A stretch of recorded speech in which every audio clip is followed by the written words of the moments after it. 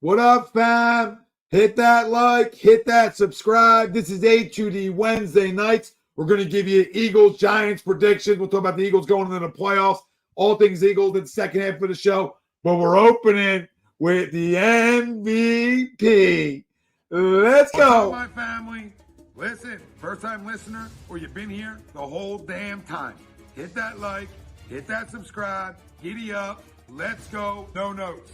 That's my baby. I'm dying. That's my baby.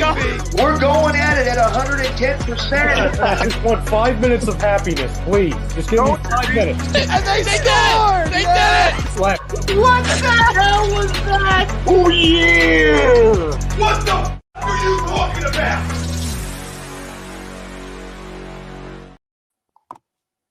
Welcome in, everybody. This is A2D Wednesday nights, only on A2D Radio. Every Wednesday, we are brought to you by Royal Billiard, the premier game room store of the Delaware Valley. Stocked with the very best in pool tables, accessories, shuffleboards, card tables, dart supplies, bars, bar stools. Turn any ordinary room into an extraordinary gaming experience. Oh, did we mention they have hot tubs too? Royal Billiard, located 515 Bethlehem Pike. Call them RPA or visit on the web, royalbilliard.com. Tom Arnone, Greg Milakovic, Ralph Delvecchio, Blake, Noe, and sorry, Blake, I'm not giving you the last thing because I'll probably mess it up. I haven't said it enough. You know what I mean? I haven't said it enough, and you know mistakes coming on my part. Everybody out there, welcome in. Eagles Giants predictions, if you give a shit. We'll talk about that at the end of the show. We're going to talk about our expectations for this team going into the postseason, right? You know, how we're feeling has definitely changed over the last 5 weeks. But we'll dive into everything Eagles and that train wreck. Which, did they get the train right? Will they put the train back on the tracks? We're going to talk about that second half of the show. Sixers, we'll go over the season, the start of the season. Been a great one. Been a great start, right? You couldn't ask for anything more, and we'll go over everything Sixers. But, and this ties into everything we're doing, is Joel Embiid, right? It's Joel Embiid's best season. We're going to dive into that, and ties into our poll question brought to you by our good friends over at Baggio's Bread. They're located in Mount Laurel, New Jersey, home of the best stuffed breads, tomato pies, sandwiches, cutlets, meatballs. You mentioned A2D Radio, 10% off your order. Baggio's Bread. The poll question Ralphie loves, because this is a show built for Ralph tonight. This is a career-defining season for Joel Embiid. Do you agree or do you disagree? Let us know. Facebook, YouTube, Twitter, that's where we're live. Everywhere you get your podcasts, we're there as well. Hit the like, subscribe, follow, and just talk to us. Jump in the conversation. Joel Embiid's like my kid, right? Guys, Ralphie, Greg, even though, you've been done it long enough with me. You know how I feel about this guy. But this absolutely is. This is a career-defining season for Joel Embiid. Absolutely agree. Couldn't agree more, right? You can't ask for more either, right? You can only do what you can do in the regular season, right? You can't just skip forward to the postseason, right? You get knocked out the year before. Of course, you just want to skip through it. You got to go play, and I think he came out with a great energy and a sense of urgency, right? Which is really something you wanted to see. And you want to see from your superstars. So he's done everything and more you could expect from himself this year. And as a team, they played great. All right, but this is a team that has to be in an Eastern Conference final minimum. And this is a team that needs to be playing in an NBA Finals, right? And he knows that. But when we define athletes, it ain't only about the stat sheet, right? It's about the success they have.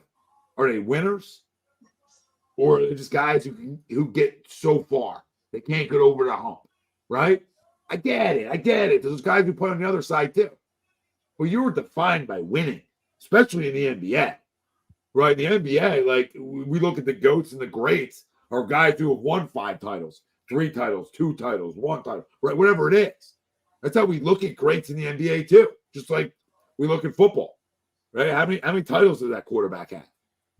When we look at those types of things, baseball, little less title driven in terms of like a guy being a great player and a legend, right? Makes sense? because it's such a team-oriented game. It's not a one-person sport, even though you're playing it by yourself. In the NBA, you only got 5 other guys. 4 other guys. You only got 4 other guys playing at one time. You're only playing against 5, right? So the chance to you having your fingerprints on stuff more is in an NBA game, right? When you're playing against less people, you can have, and you're a superstar, you can get your fingers all over that game. And you're watching him do that this year. As I said, Chrome joined us late.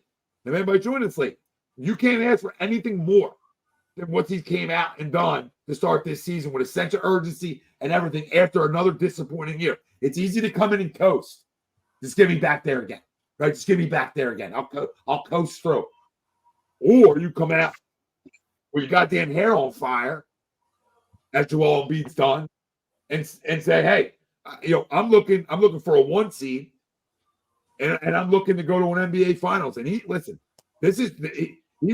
even a superstar. He deserves to go far. He deserves to be healthy, because if he is healthy, I'll say it again, if he's healthy, this team is minimum in an Eastern Conference Final. Minimum. He's unstoppable. So, does it define his legacy? No, because he's still gonna be a Hall of Famer, right? He's gonna put up those types of numbers throughout his career. But you're talking about define your legacy as a winner. This is big. Like your health comes into play. All those other things you got to put into this situation, right? And if it's another injury, man, how do you keep saying, next year? We've been saying that a lot. So this is important, not just the win. Let's just start with being healthy in the postseason, so we have the best chance to win. Because ain't nobody stopping him and Tyrese Maxey together. I'll have to say it right now. Again, the best duo in the NBA. And it's close. There's a lot of other names you can throw in there.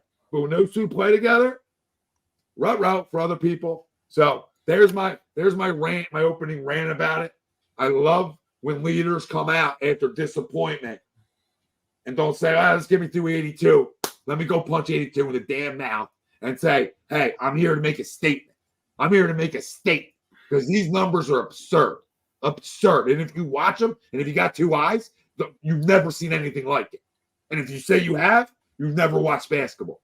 But seriously, you've never seen anything that size be able to have his footwork from all over the court. You've watched Hakeem have footwork from the post, right, Rafi? But you never watched Hakeem have footwork. Oh, he took a guy off the dribble like that from the 3-point line, right? Or he spot up a shot, Bradberry to 3. Or the only other guy with a better elbow jumper, essentially, from right, is Timmy Dunk. Yeah. But Joel don't miss. But I don't think Duncan had that footwork or foot speed that Joel has to take you off the dribble. No, Joel Embiid is literally doing things that a 7-foot guy shouldn't be doing, and it's unreal every single night. I guess I'll go. You know what? I'll go last. I'll let you guys go first, and I'll be the guy that goes last. Real class act. Yeah. So the poll question for y'all joining us, see everybody's comments. We're going to get to all your comments. We want to read them off. We want to know how you feel. Not only Sixers, we'll get in the Eagles second half of the show. But this is a career-defining season for Joel Embiid. Do you agree or disagree? Comment in. Let us know. Bang, bang, bang. Greg, what do you say? Yeah, I mean, Tommy, as you mentioned, it's tough to disagree, right? It's tough to disagree, especially being a fan of the team and being a fan in the city, right? We spent so many of the most recent years banging our head against the wall at the end of the second round, right? And can we get over that hump? And for that almost alone, this year was so big, right? Because now you get the rumors. All right, was it Doc's fault? Now we got somebody new. Now this is the third coach of Joel's tenure, right? When does Joel start to ask for a trade, right? When does he start to, I want out. I don't want to be here anymore, right? His condo's up for sale. Just saying. No, I'm kidding.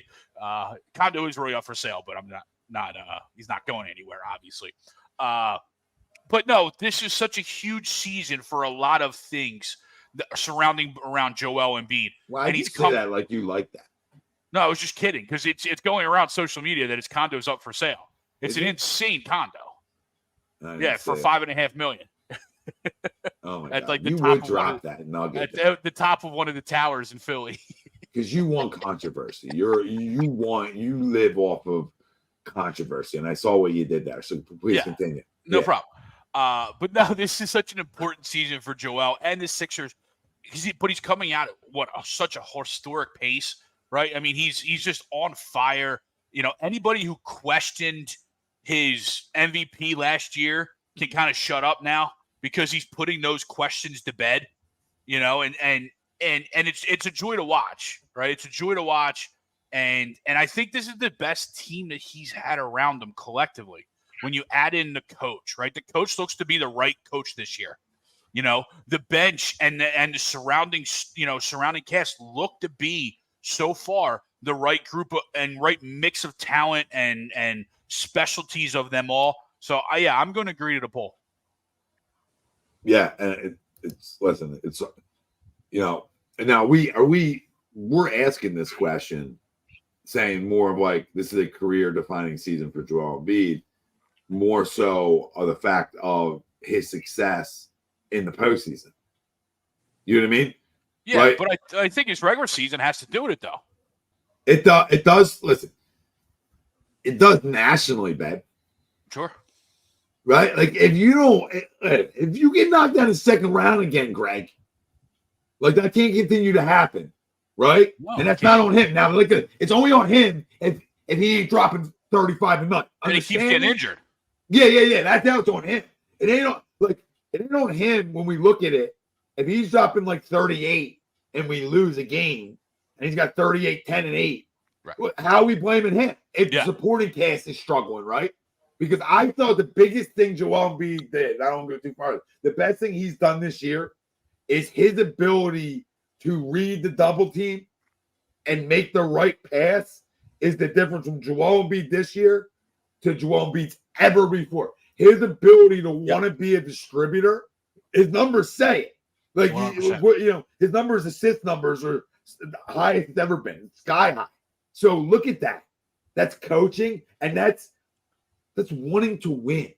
That's like, what did I just watch last year? Right, boys. Yeah. What did I just watch? I watched the Joker. Right, he was just so, and he's dropping third. So it's like, well, I know I can eat whenever I want to eat. That buffet's open. I'm Zeke. But how do I make my teammates better? Because that's what the greats do, though, right? Like at the end of the day, they're gonna get theirs, but they're able to make all those guys around them better. But defining to me this season isn't about his number because I expect that, right? It's about, and I want to clarify this so we can be on different pages on what we take define as. Sure. It's got to be Eastern Conference Final. So yours is a little different than me, right, Greg? That's all. So if you guys have different ways that it defines it, you may agree or disagree depending on how you feel defined means. Yeah, right? no, but I agree to that. He's got to get to an Eastern Conference Final. Like there's no questioning that. We can't end up with another second rounder here. That can't happen. No. Hey, what's up, guys? First off, Happy New Year to everybody. Everybody out here and everybody here on the show. You too, brother. I agree to the poll. I'll tell you what, that not only is this career defining for him, I think you could say that for Tyrese Maxey, believe it or not. I think you can say that for a lot of guys. This is pivotal, guys. I mean, think of it. When Doc was here, it was a bunch of early exits from the postseason. It was, I don't know, it just seemed like this basketball team, they just kind of played when they wanted to. There was a great lack of discipline. I mean, sure, we had our moments, but all in all, it just ended up being, at the end of the day, it was just a bunch of disappointment and a bunch of shortcomings. But, I mean, it's not a surprise that the sense of urgency is back with this basketball team. It's like it's taking care of the little things. It's showing up for a game. I'm just going to throw out a team. It's showing up for against Charlotte or whatever on a Tuesday night in December. You know what I mean? They're taking that game just as seriously as they would take a playoff game. And I think it's just that consistency and that culture that was brought in by Coach Nick Nurse. And I think he is having a huge impact on this. He is showing this team that, hey, look, you can't just turn on the switch when April rolls around and roll out and expect to be great in the postseason. You know, the season starts when, the season starts, it starts in training camp in September or whatever. And when it's time to tip off in October, we need to be at our best from game 1 through game 82 and show that consistency throughout. And I think that's what you're seeing with this basketball team. You're seeing that maintained high level of urgency throughout the season. And I think the Sixers are buying in much more at the defensive end of the court. The effort is there. And just overall, it is not a surprise to me that Joel Embiid, never mind the stats. I mean, he just looks like a man on a mission, night in and night out. And let's face it, we haven't seen that kind of consistency before. I mean, we've seen glimpses of his greatness, you know what I mean, throughout his, here and there throughout his career. But I think Nick Nurse will bring the best out of Joel Embiid.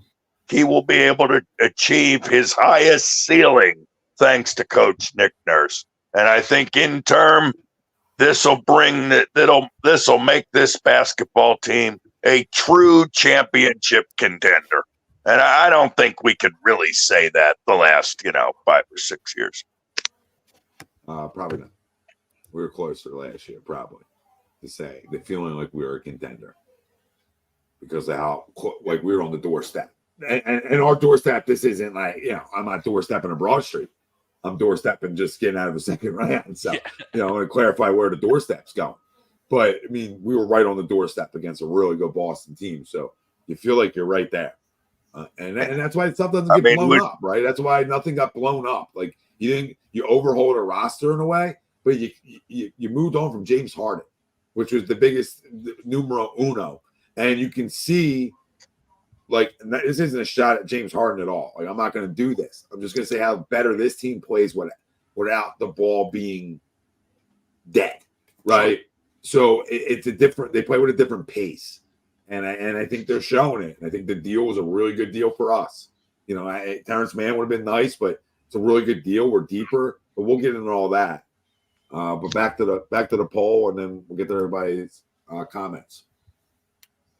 I mean, 100%. I agree to the poll. I just think this is, by and large, a much, much better basketball team now. Yes. So to the poll, this is a career-defining season for Joel Embiid. Agree or disagree? Let us know. What do you two guys say?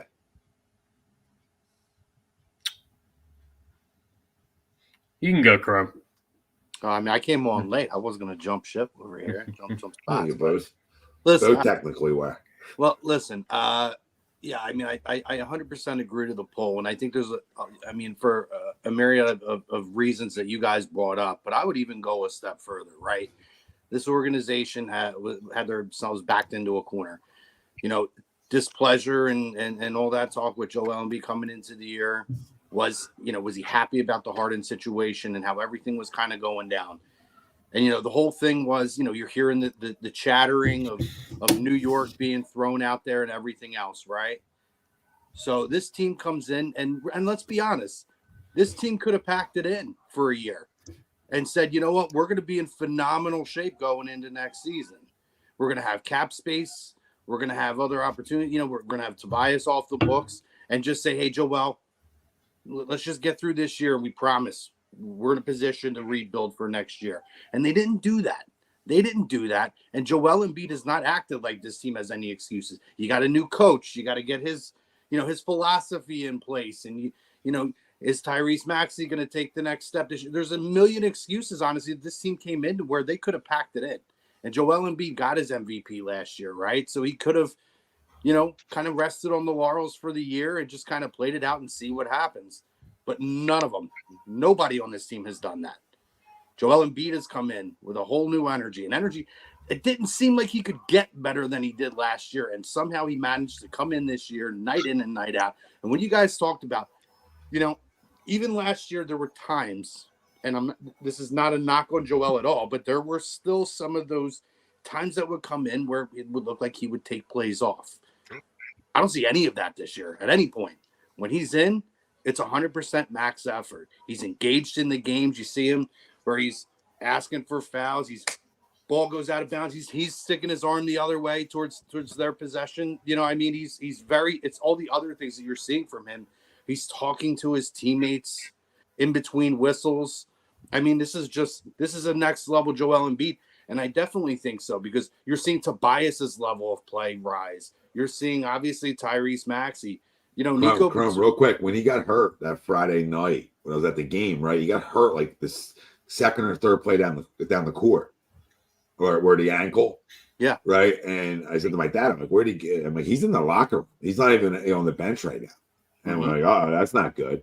And he came back and played in that game. Mm-hmm. Right. So to your point, right? Just like a different demeanor. And he came back and played a regular season game on a Friday night against Toronto. Right. What does that matter? And then he ended up being out 3 games. Could have just right, guys.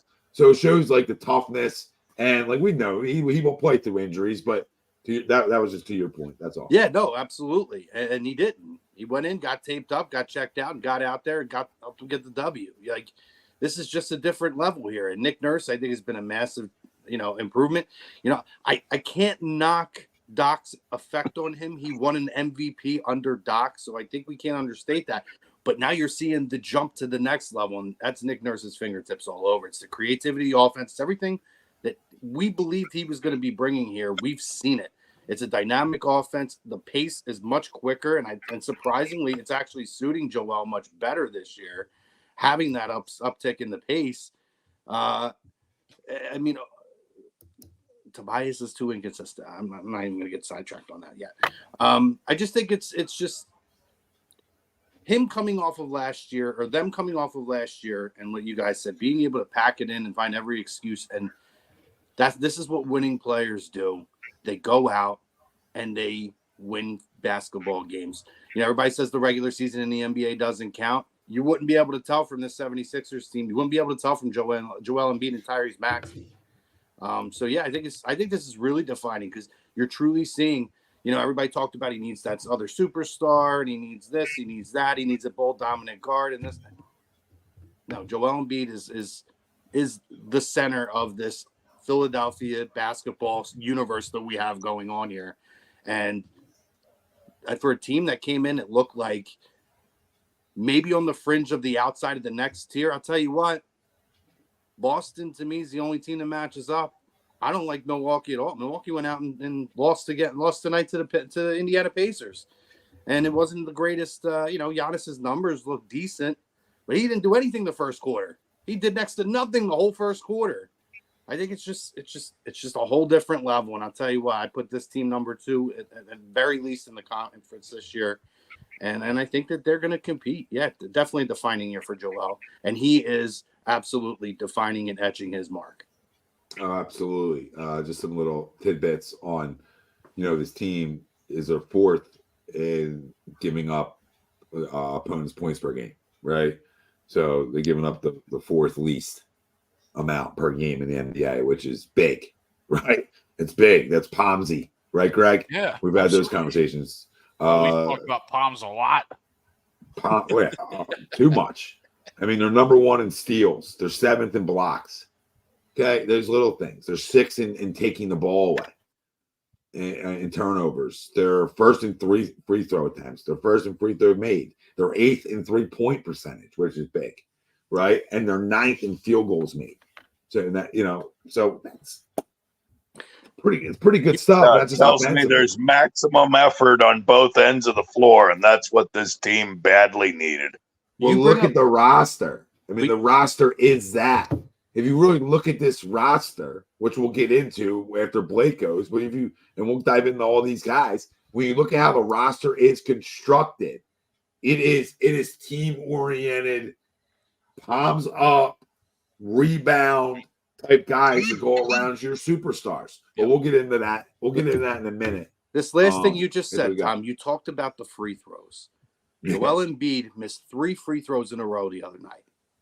And you could visibly see how upset with himself, and he was. Yeah, big guys don't get like that. Giannis can't make free throws for, he's what, 50%, 49% shooter from the line. He values every aspect of his game. And that just, again, shows me where he's at this point of his career, to see him get that upset over missing 3 free throws in a row. He never does. He never misses 3 in a game, let alone 3 in a row. No, you never see it happen. But I love to see him get upset about that. After the game, he's going to say, I got to work on that. I can't let that happen again. Yeah, he absolutely will.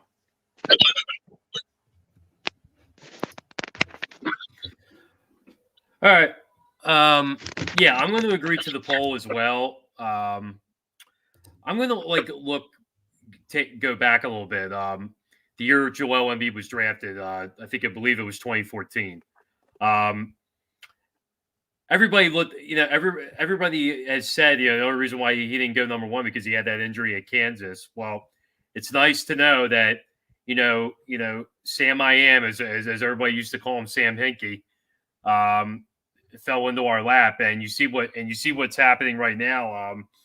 He's turning into exactly what I thought he would, which I was hoping he would, and develop into the superstar that he's become. It's just been a joy night after night to watch this guy just take the floor and dominate every night. I remember my dad, when he was growing up as a Sixers fan, when he would tell me about the days of Dr. J, he would tell me about these defining moments about how he would just watch him night after night. And even though, my dad's not here anymore to see it, but, just to see his point about that. And I see it as I watch Joel Embiid just dominate the floor night after night. And it's just a joy to have a guy like this on our team, when it seems like a lot of the years, we were watching other teams with these type of superstars. So to me, it's just a joy just to watch this guy every night. It's a joy to have him in our city, and I'm lucky to have him. And yeah, I think he's on a mission, man. Just like what Noah stated in his point, that I think he's on a mission, and I think this is our best shot to really go deep this year. Like everybody said earlier, second round's not going to cut it this year. You're muted, Tommy. Ralph, I almost forgot about you because you're in the, you didn't go as planned. I know. But, I know. It's your turn. So. It's all right. As the outsider, I'm gonna say great. There's many nights this year where I'm just sitting at home watching the Lakers game, and I'm thinking, man, can you imagine if Joel Embiid was on this team? Golly, Joel has been Brock doing. could use more help. Yeah, Greg, I agree to your point 100% on the aspect of, if you just look at Joel Embiid's career in Philadelphia, right?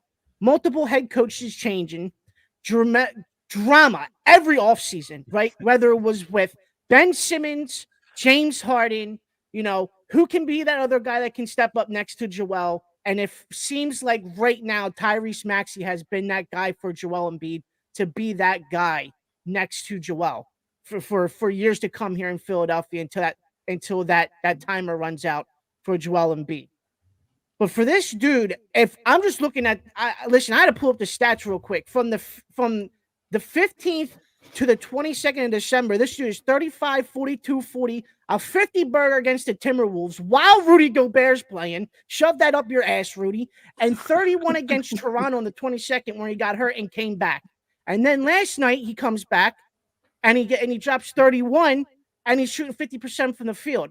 And we've been clamoring about, you guys been clamoring about this guy ever since 2014 to get him healthy, get him on the court and see what he's done. And he's been paying out to be this guy, to be the greatest, one of the greatest Sixers to ever throw the jersey on, ever. And it's insane what a 7-foot dude can do in this world of basketball. It's crazy. We've had the likeness of Tim Duncan and Dirk Nowitzki doing, but what Joel Embiid is doing night in and night out is something that we probably won't see for a good amount of time again for a big man.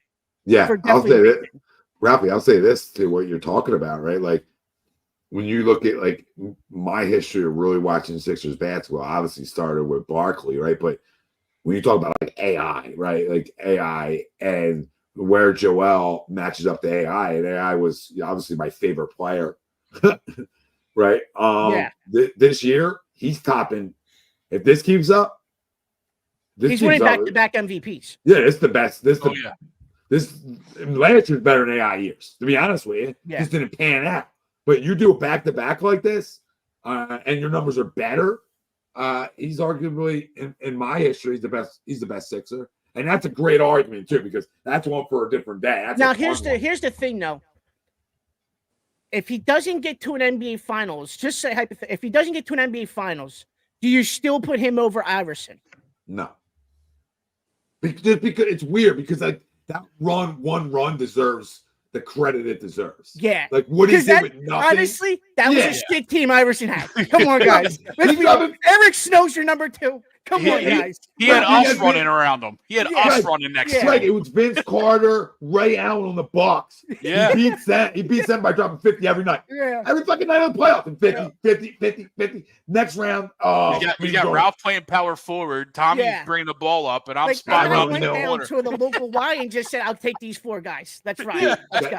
Yeah, because that's like arguably the best run I've seen like ever in my NBA, like watching. Like of a guy, like one guy by himself just carrying somebody. Like, you know what I mean? Really with nothing. And carrying that, I've never seen a run like that in the NBA. It's hard to, right? You always need like that sidekick. Yeah. But we'll see. We'll see where those two shake out at the end of the day. But it's a crazy and good argument because he's been doing it for a while now. I mean, you're seeing night in and night out. It's not even just Sixers. You're seeing numbers when he's doing these things that when they pull the graphic up where only Kareem Abdul-Jabbar and only Wilt Chamberlain and only Bill Russell, the greats in the history of the game, have done these things that he's doing this season alone. It's like mind-blowing. And again, like to your guys' point, Ralph, what you said, I mean, I've never seen this in my lifetime on my team of a guy who just is defying the odds of what somebody of that size should be able to do and is changing the game. That's the likes of what Wilt used to do back in the game. It's the likes of what Shaq did in his era, where they changed the game because of their physical stature, doing things that was never seen before. And he's doing that. Oh, Marshall. It's so true. I love true, it. Though. I love it. It's true, though. Eric Snow eating some McDoubles here and there. You know what I mean? Doesn't stray far from the buffet line. Yeah. Palms up. He went. It really was. All right. It really was. Sweep says it was AI and 4 dudes from Weekend at Bernie's. Like, I mean, what AI did in that run, it's like the only way you beat it is you cut them. Yeah. You cut them, and then you beat it because you're back-to-back MVP winner, and you got a trophy. Game over. I would even say if Joel goes to the finals, then that argument can start to really happen. But until you do that postseason wise, man, that run will always, like Marcin's right earlier. I mean, when we won game 1 against the Lakers, I mean, we essentially had a parade. Yeah. You know what I mean? It was a parade in this goddamn city. So knowing that, it's hard to beat at that guy in my history of like the best Sixer. Not that we have a lot to go off of, right? But it's AI or Joel, but it's AI right now. He's got work to do. That you don't take over that because AI is bigger than a lot of reasons why AI, like, I don't know, it's just so much more.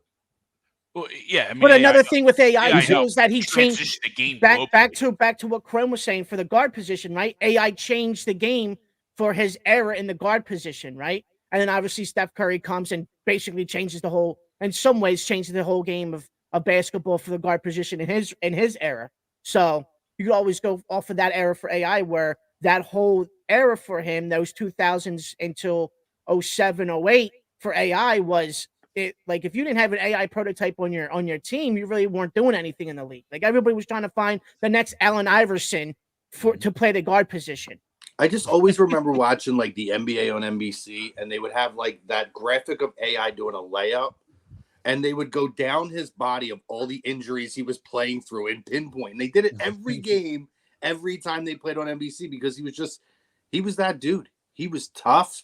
He would pick himself up. Sometimes you'd look like he's done, like he just cracked the hip and needs a replacement, but he's right back in there, jumping right into Shaq, jumping right into, all the big men of that era back in the day, Ewing and everybody else. He didn't care. Right. He loved it. He paid the price for it down the road, obviously. Yeah.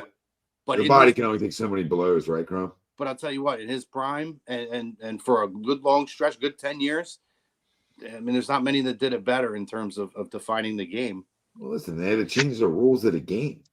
Yeah. So like when you're that impactful where there's rule changes, the teams can slow you down a little bit. You have an impact, right, on the game of basketball. So AI is number one. Maddie, you're saying top 5 guys I've watched, right? Like I'm not going to talk about Doc and Charles and Moses and those types of guys because I didn't watch them enough. I watched Charles a little bit, right? Obviously, enough. But Charles felt like by the time I was really watching, he was gone. When was Charles traded? When was he traded? 7?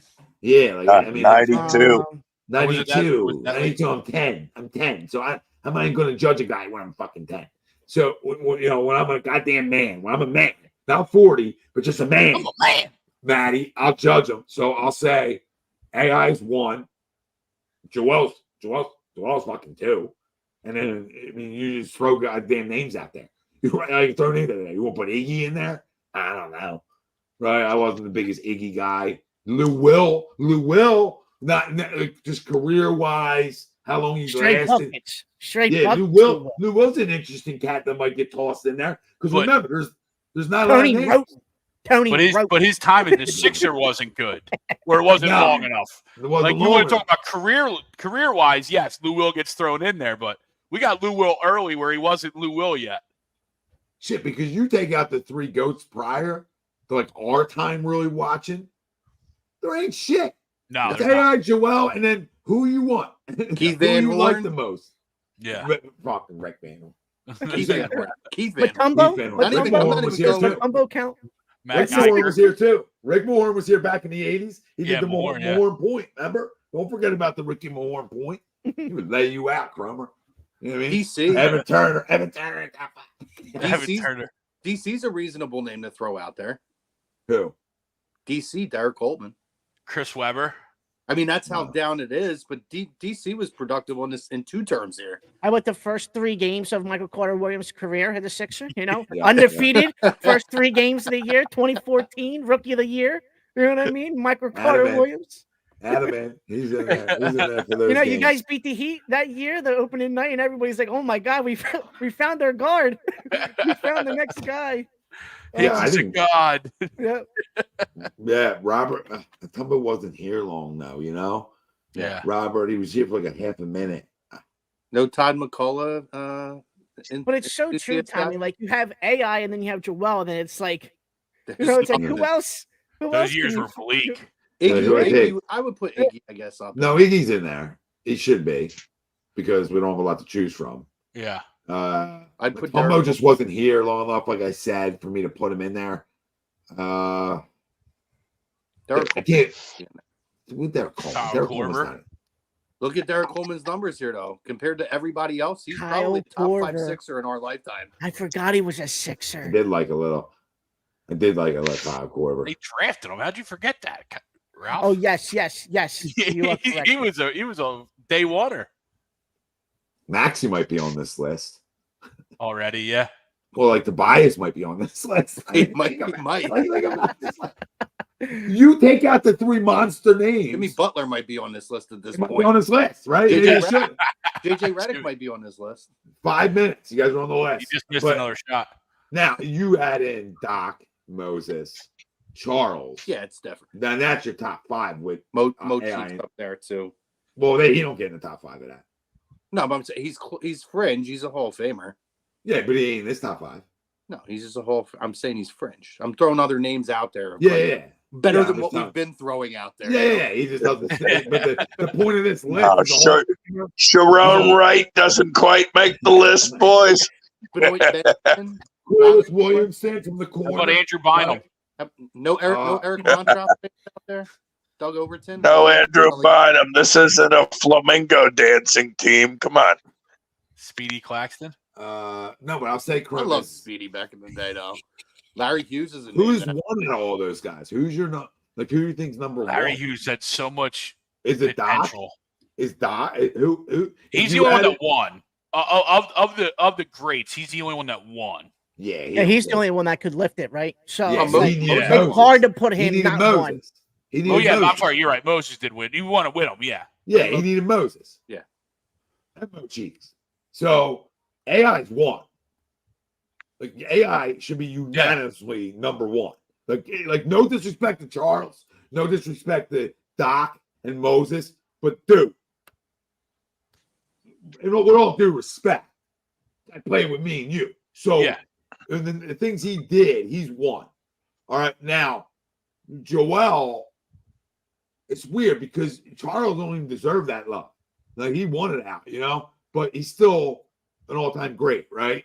And he deserves to be on the list and probably over Joe, right? But I don't know. Like it's hard because Joel's not finished, right? Yeah. And when things are finished, it's a little easier to look back. But Charles didn't win shit. You know what I mean? Charles never won shit. The only two to win out of that list are Moses and Doc. Again, Doc needed Moses. Like any great player needs a wingman per se. And AI went to the finals, so he won. He won the Eastern Conference Finals. That's amazing. Think about that, guys. In a basketball city, that's how long of a drought's been here. Yeah. In terms of winning. And I really pray that my basketball gods that just let my man's legs be good. Let his orbital be clear. Let's not like an elbow shot to the freaking orbital, game 78, right? And the dude's out for a month. Like, can we go in and be healthy? Because if we're healthy, I don't know who's beating us. I'll tell you what. I'm just looking, right? I see you looking, yeah. And this is Charles spent 8 years here. It's a long fucking time. Which, taking out the 2 years that Embiid didn't play, this is basically year 8 for Embiid. It ain't even close.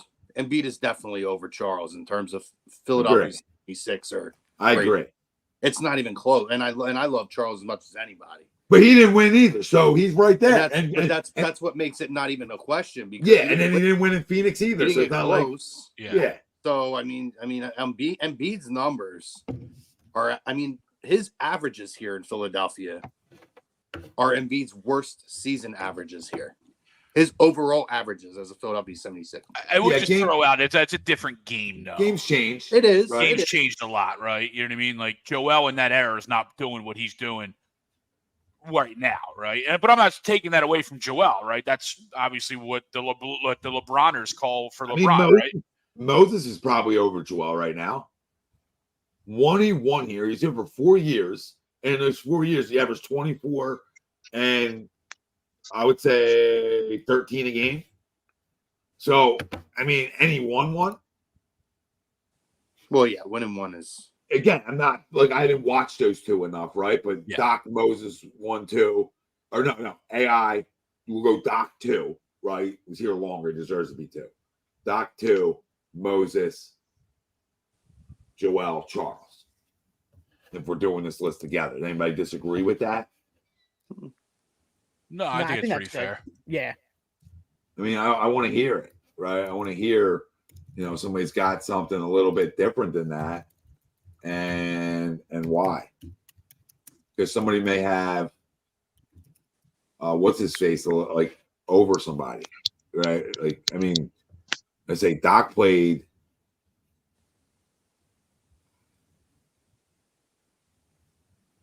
11 years here.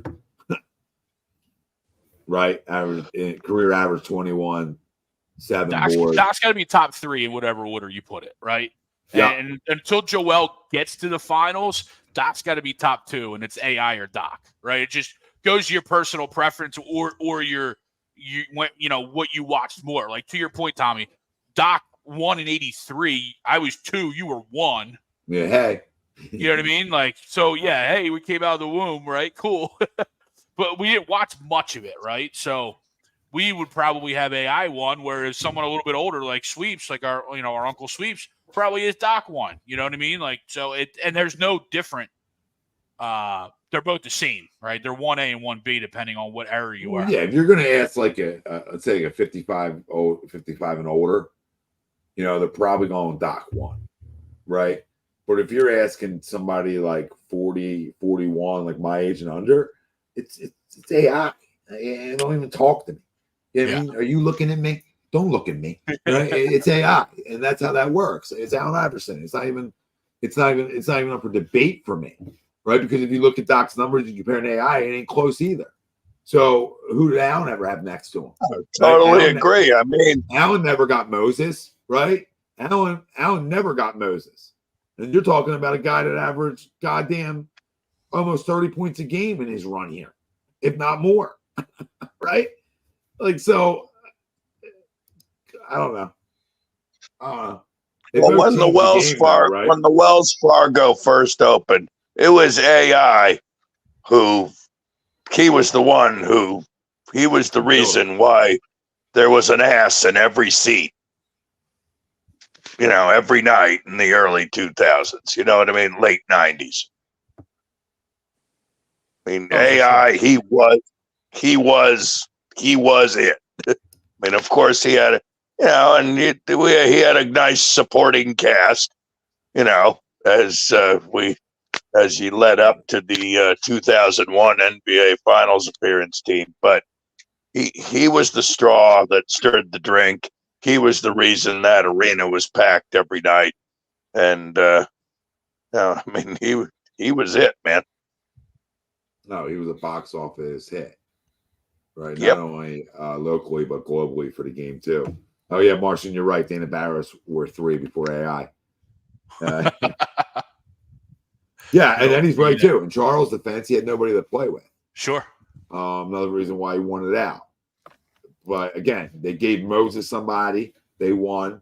They didn't get Charles that other person. They didn't win. They couldn't find that other guy for AI. They didn't win. And now we're looking at it right now. Did they find the other guy for Joel to win? Yeah, they did. Sure looking like it. Yeah, they did. So listen, we talk about it every year because every year feels a little different and looks a little different, right? But I read you guys those defensive numbers. I read you those offensive numbers, right? When you're 4th in opponents' points per game, that means you're getting after it. You're getting after it. When you're rebounding at the clip they're rebounding at, when your steals are at the clip they're at, that means you're getting hands in passing lanes, right? You're getting after it. You're engaged defensively, and I love it. I love it. You are buying the fuck in. Yep. And listen, there isn't a better rim protector in basketball than Joel Embiid. Rudy Gobert can kiss my ass. Makes sense, like Ralphie said earlier. Essentially, like he's not he doesn't move like Joel does, right? Like he doesn't move to that level, that quickness. Like you think you got him, like you're not taking off the dribble. You're not taking Joel Embiid off the dribble from like the free throw line out and thinking you're getting an easy bucket. Like so, defensively, he's guarding you everywhere. Where you want to guard you at. So that's where he separates himself. He's when we talk about generational, it's like he's like Webster's dictionary. That generational. Now, can you finish the goddamn job and be healthy? Because again, if he's healthy this year, they got as good a chance as anybody to cut the nets down. Do you guys feel that? Do you feel that, man, this is just different? We talked about it being different last year. But again, I mentioned this roster. Like last year, we thought we had toughness with PJ Tucker. He was just doing cardio, right? Yeah. And he's too old now. But when you look at the toughness this organization brought in, Nick Nurse style guys, okay? And you look at Rocco, when you look at Batum, when you look at Pat Bev, okay? When you look at like guys like that, when you look at DeAnthony Melton, who was already here, obviously, but just the additions that they brought in, Marcus Morris. You're talking about guys that are like sort of do it all guys. They're veterans, right? They play defense. They get the importance of defense. So when you like surround this whole roster with that, Tobias Harris is one of the most underrated defensive players around that nobody talks about because they care so much about how much money he makes. But I mean, he's really good defensively. He wants to play defense. Joel wants to play defense. Maxie's little, but he still wants to play it. He's willing, right? That's all you ask. Kelly Oubre's been great defensively. So when he didn't fall off a bike. So I mean, look at what you had. Look at what you had. And tell me, how many times have we talked about over the last years, like, needing wing defenders, right? Needing length on the wing. And we always try to buy that through the draft, right? We always we'll get the young guy, Matisse Thybulle, right? We'll always get those young guys, but they were always offensive liabilities. You know what I mean? As it turned out, now we bring in these vets, and you just ran through the list. Now we bring in these vets that know how to play in the league, that know how can get a bucket, but yes, they're also willing defenders on the outside.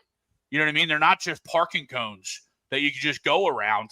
And I think that's been so different with this team, has been the veteran leadership that we've been able to add, have been in the right positions that we need and that we've been clamoring for so long.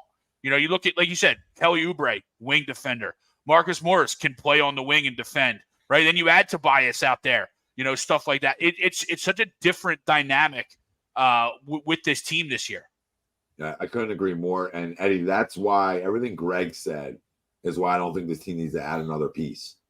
I mean, your piece is Joel Embiid and Tyrese Maxey, arguably the best duo in the NBA. And you got a lot of complementary pieces around them that don't need the basketball, right? That do not need the basketball. This is how you win. Nick Nurse has proven that you don't need 5 stars to win, right? He's proven that method, okay? And this is arguably the same type of built team when you look at it in a way in terms of superstar. Then they had Kyle Lowry was still really good, right? Kyle Lowry might have been still like an all-star caliber player, right? Tyrese Maxey. So, and then Siakam almost would give you Tobias type numbers, right? So that's there. And it was all these really good little pieces around them that were great defenders, physical, love making sure we don't give up offensive boards, right? And then on the defensive side, we don't give up second chance points. And on the offensive side, hey, we're crashing. We're getting physical underneath. We want second chance opportunities, right? All the things that we weren't doing.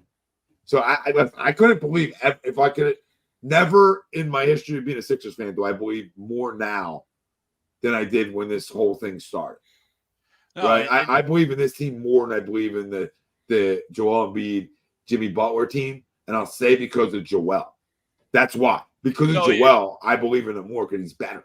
It's a clearly different Joel, and I think Crone pointed that out as well in his in his response to the poll, and it doesn't seem like he's taken many plays or many games off this year like he has in the past, right? He's pretty locked in, and I see Cotton Ball brought it up a couple of times earlier, like the hate for Tobias, and you see it online, not necessarily the hate for Tobias, but the wanting to trade him just because he's the expiring deal. We got to remember that over the last 2 or 3 seasons, he's been our best player in the postseason. Yeah. When Joel got hurt or Joel, throughout the whole postseason, Tobias has been our best player. And we finally have him in a role that we've talked about on ad nauseum here on Wednesdays and Sundays, where he flourishes and plays his best when he's in that third spot.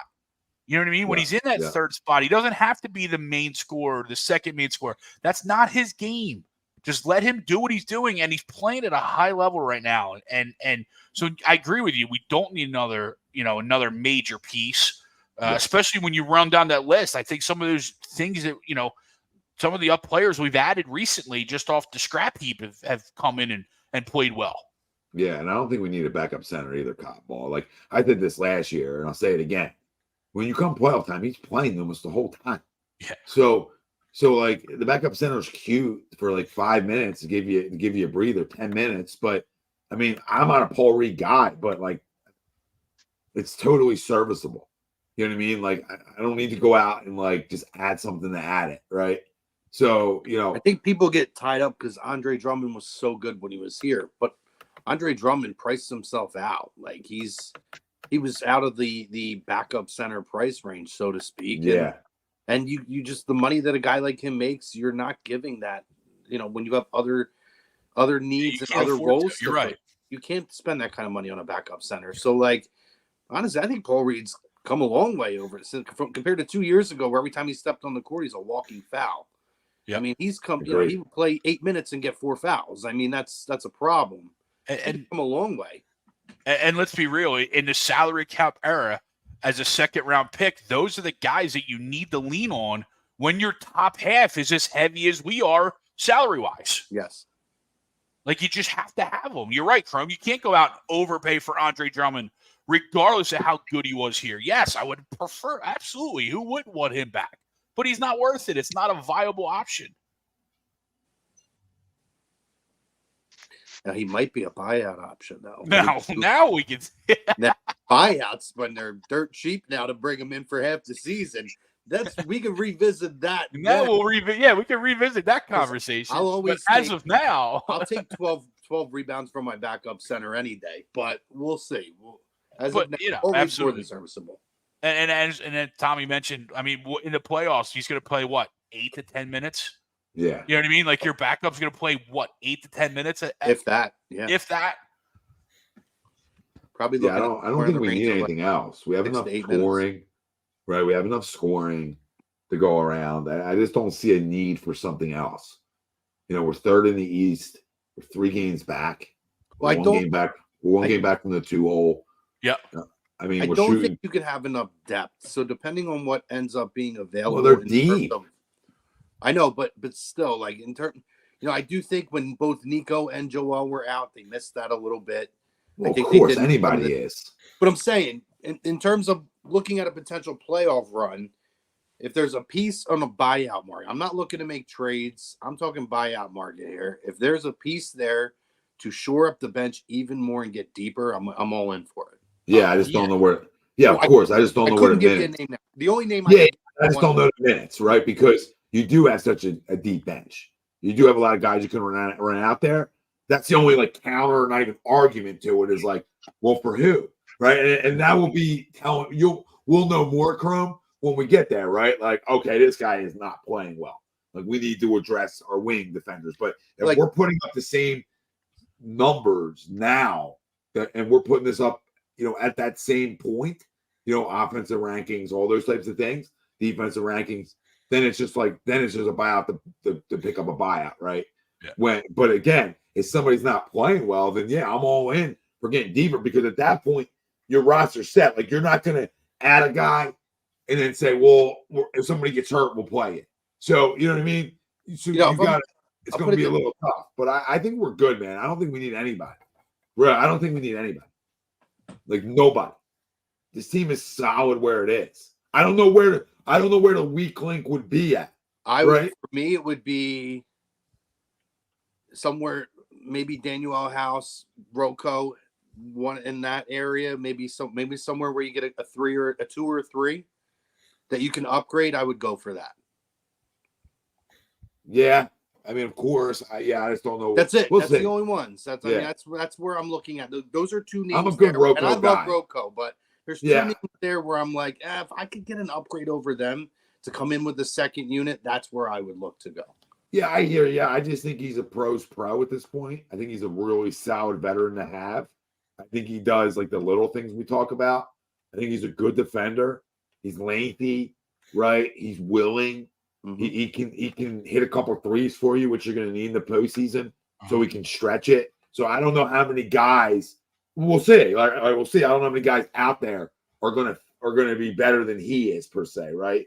And House, when he gets run, right? When Daniel House gets run, he's shown the ability. He's shown the ability to play well, right? Yeah. Which is always a good sign if ever called upon. And Sweeps is right. Like, Toby gets the Paparel label, big contract, gets crushed for it, but he's steady Eddie, and he is. Yep. And like Greg said, and we said last year in the postseason, he was our best player last postseason, and maybe the postseason before that. So we're just looking to move on. People talk Zach LaVine. This is nonsense. Like That's the one you don't want. Like we have the best duo in the fucking league, and our third option is a guy who doesn't demand the basketball and still gets 18. Yeah. You got two guys averaging almost 70 together. Like, what else you need? 70 and 18. We're already at what? 88? Right? Don't ask me. Right? So we're at 88 with three guys. That would be correct, Professor Arnone. What else you need? Like, what else you need? Now you need, like any other team, you need role players, which is how you want it. Role players now is making up the rest of that number to get you to whatever you're scoring a game, right? If it's 114, if it's 120, right? That's where that works. But if you bring in another guy who demands the basketball and say, well, I'll get that production that way, it doesn't work like that. You know what I mean? It won't work like that, like rotational wise. I mean, it does and doesn't, but you're getting that from your bench right now. You know, I don't know where they're ranked. I would like to know like the offensive ranks of our bench, but we've also, you know, had some guys miss time too. But I would think we're pretty good. We run out a pretty decent second unit compared to what the rest of the league runs out there, you know? Yeah. I mean, there's some good ones for sure, but all right. Anybody got anything else? Sixers, we'll come back. We'll take a quick commercial break here, and we'll come back and we'll talk some Eagles for, you know. Oh, come on. I was in a good mood.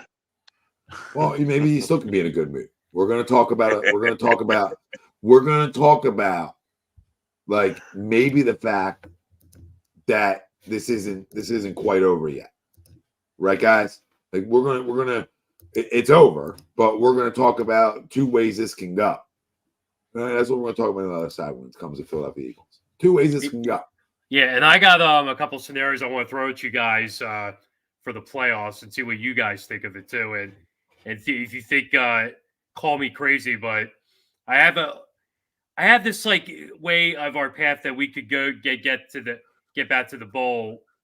You know, I don't know. Well, I'll throw it at you. You know, the second part of the show. See what you guys Don't turn out the lights yet, folks. That's right.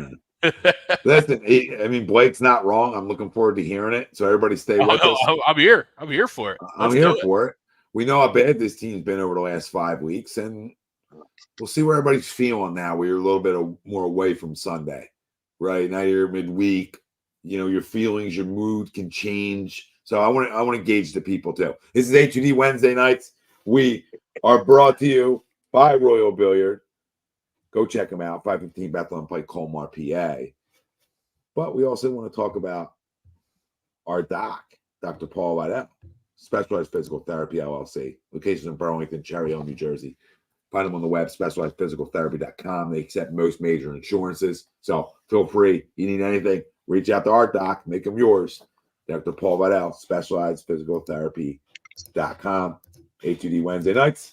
We'll be right back. Royal Billiard and Recreation, proudly celebrating 40 years and our new, bigger showroom. Twice the size and twice the fun. More pool tables by Olhausen. More dartboard sets, including custom reclaimed backboards. More bar and kitchen stools that can change a room. And more bars, including pre-built and custom. Hot tubs, skee ball, shuffleboard, outdoor, and fun. Royal Billiard and Recreation, your ultimate game room store. Now located on Bethlehem. In our family, food is our daily bond. My Nonna, affectionately called Mama by many, found solace and joy in the kitchen, sharing her love through delicious creations. She turned her culinary passion into a flourishing business alongside her husband and sons in 1983. Celebrating 40 years is a testament to our exceptional team, friends, family, and beloved customers. With gratitude, we look forward to the future, expanding our brand to share the highest quality Italian food and wine nationwide. Our heartfelt thanks to everyone who has played a part in our story. Grazie mille. Hats.com is the premier destination for quality and fashion-forward hats and more, with designs for every style and trend. Locally based and run by Philly sports team fanatics, Hats.com can help you elevate your hat John. Utilize the easy-to-use guides at hats.com to find your perfect size and style. And shipping and returns are free. Hats.com. Find yourself in a hat. Use code Philly for 15% off your order. Hats.com. You heard the man, Irvin Fryer. This is A2D Wednesday nights. Welcome in, everybody. So special announcement. I want to make a little announcement here, too, while I have everybody. That Irvin Fryer, Hollis Thomas, they will be on tomorrow. Brian Dawkins' last Dog Talk episode of the year will be taking place tomorrow here, 5 o'clock. You know where to check us out. Hit the like, subscribe, turn your alerts on, and make sure you check that out. But Hollis and Irvin will be staying with us a minimum of another 3 months. So we were able to keep them going here. So excited about that. Excited about those two guys. They do a great job on Vetted every Thursday here, and excited to keep them around. Excited to keep those two guys around. You know, I told Hollis I might not beat him up front on the line of scrimmage, but you know, I'll beat him in the sports talk. Irv, I just want to dish him the ball. You know what I mean? I just want to drop it. Let Tom drop it. Hey, can Hollis suit up on Sunday? I don't like being here. I just feel uncomfortable. Tell you what, I don't know. I don't know what to do. But Irv looks like he could still go out and run a few routes. Probably. Not that we need that right now. We just need somebody to be able to design the right play calls and call the right things at the right times. But when it comes to the Philadelphia Eagles, boys, start off the season 10-1. It is not gone as expected. Marsh and I will talk about the new show lineups right at the end for everybody, so everybody knows what's coming here. Because you asked a good question. And in the last 5 weeks, losing 4 out of 5. What we've watched. I said on Sunday, right, Greg, that you know a lot of times I don't like dial in on the coordinator, but like what you did to end your second to last drive is a joke. That's a joke. That's an Iowa offense. That's a freaking college offense. What the hell are you doing? Okay? Don't tell me, and your presser too, that you enlightened me today on, right, Brian? That, well, you know, they're expecting throw. I don't give a fuck. I got so are we. Yeah, I got show ponies on the outside. It's first and 20. We have out there. Why the hell are we running 2 QB draws? So that's a joke. And it told me something. They played scared. Like they played scared there at the end. And that's not their style of football. It hasn't been under Nick, right? But as bad as it's been, you still have a lot of talent offensively, right? We know the weaknesses defensively, but offensively, you have a ton of talent. All right?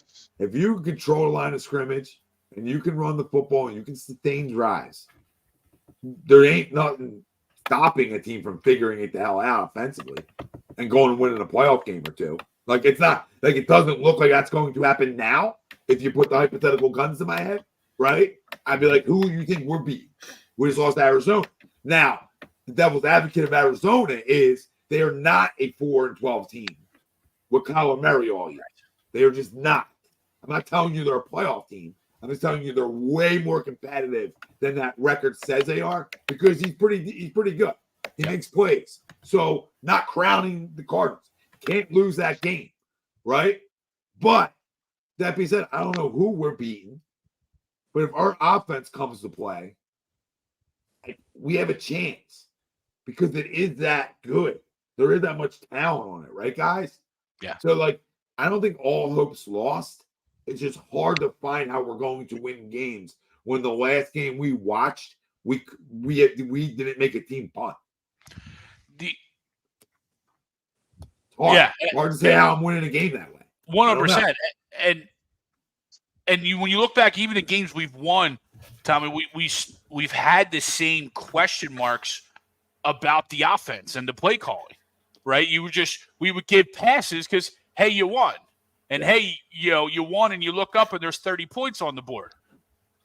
But when you're losing and the same issues continue to pile up and they're from game 1 to game now 17 or 16, we've had the same play calling concerns. It's just now they're more magnified because we look like what the play calling concerns have been, as opposed to playing over them and being able to overcome those woes by playing well through the first 11 weeks. Very true. Very true. AJ Presser was interesting, if I'm being honest. Martian, yeah, I mean, he said the right things, right? I don't think he's like as big of a cancer as people make him out to be, but just talking Eagles, I don't know, guys. I like for the first time this year, I don't know what to think of them besides like, okay, offensively we can steal a game or win a game or two in the postseason, right? Like, I just don't know how you're going to get stops. I don't know. So I know exactly what to think of them. I don't think they're very good. I don't think they're very well coached. I think there's a lot of talent here that's being wasted and not being utilized the proper way. We've seen it all season and hasn't stopped. You would think by this point, right? We kept giving them all the rope in the world, all the leash that we could possibly give them to say, they'll get this together. Hell, up until you got 3 cakewalks down the end of the season, maybe you can find a way to turn it around. And it got worse. It got worse. You didn't run the football against the worst rushing defense in the NFL until the third quarter. Then everything was completely, I mean, you could see through every play that they were doing at that point. Swift got it going a little bit, but then everything designed was not well designed. Let's put it that way, right? You can design runs, but if it's not well designed and they can anticipate the plays that are coming up, it's a waste of time. And that's what it was. At the end of the day, like, I think things go on the quarterback and other things go on some other pieces here, guys who made some mental mistakes. But I'll be honest, at the end of the day, I'm looking back. The coordinators need to be fired, or if Nick won't do it, we got to pull a Doug here. If you're not going to get rid of your people, you got to go to. Like, that's the way it's going to go. I think they'll win one round, and I think they're going to squeak through and win one round. But they could prove me wrong. Listen, I'm never going to give up hope. Any given Sunday, right? But we've seen the Giants scuffle in and then end up beating the Patriots in the Super Bowl. So it can happen. Yep. But my Lord, this is as bad as I can remember a team coming off of the last year and a half that they've had, where it just in one shot, they can't stop anybody. Yeah, I feel like they couldn't stop us, Tom. I feel like they couldn't stop any of us out there throwing a football at this point. Yeah, they're like Super Bowl hangover. Like, hit them late, right? Where like a lot of times they'll hit teams early, and you saw with them in Kansas City, right? Mm-hmm. But with them in Kansas City, sort of hit their wall late in the year. Cincinnati was a little bit different. Cincinnati started off slow, right? Then found their groove the year they went, right? So it's always a little bit different, but you always hit it at some point, okay? You do. It's just factual. Now, 4 out of 5 is alarming, okay? But that hangover and that roster turnover that always happens after that, you find it hits you at some point.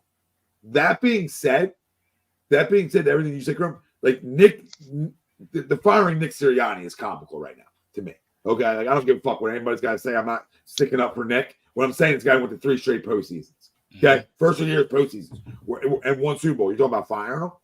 Not you, like the public. Like, we're having that conversation. What are you talking about? That's ridiculous. Okay, I've dealt with Rich Coach. I dealt with Ray Rhodes, great for 1 year. I dealt with a lot of frauds. Okay, at the end of the day, this guy's proven he gets. His team wasn't good his first year. Took him to the postseason. I don't want to hear he's losing in the locker room. That's nonsense. Okay, what's happening here is his coordinators, especially on offense, isn't good enough for the job and isn't creative enough, and needs to move. And you need to move on. And players are showing their frustration towards that, etc. I think we read too much into like a fractured locker room because grown men are mad they lost. Like, what the fuck are we talking about? Like, this is why you got a bunch of dryer sheets that write these articles. Like, I'll come on.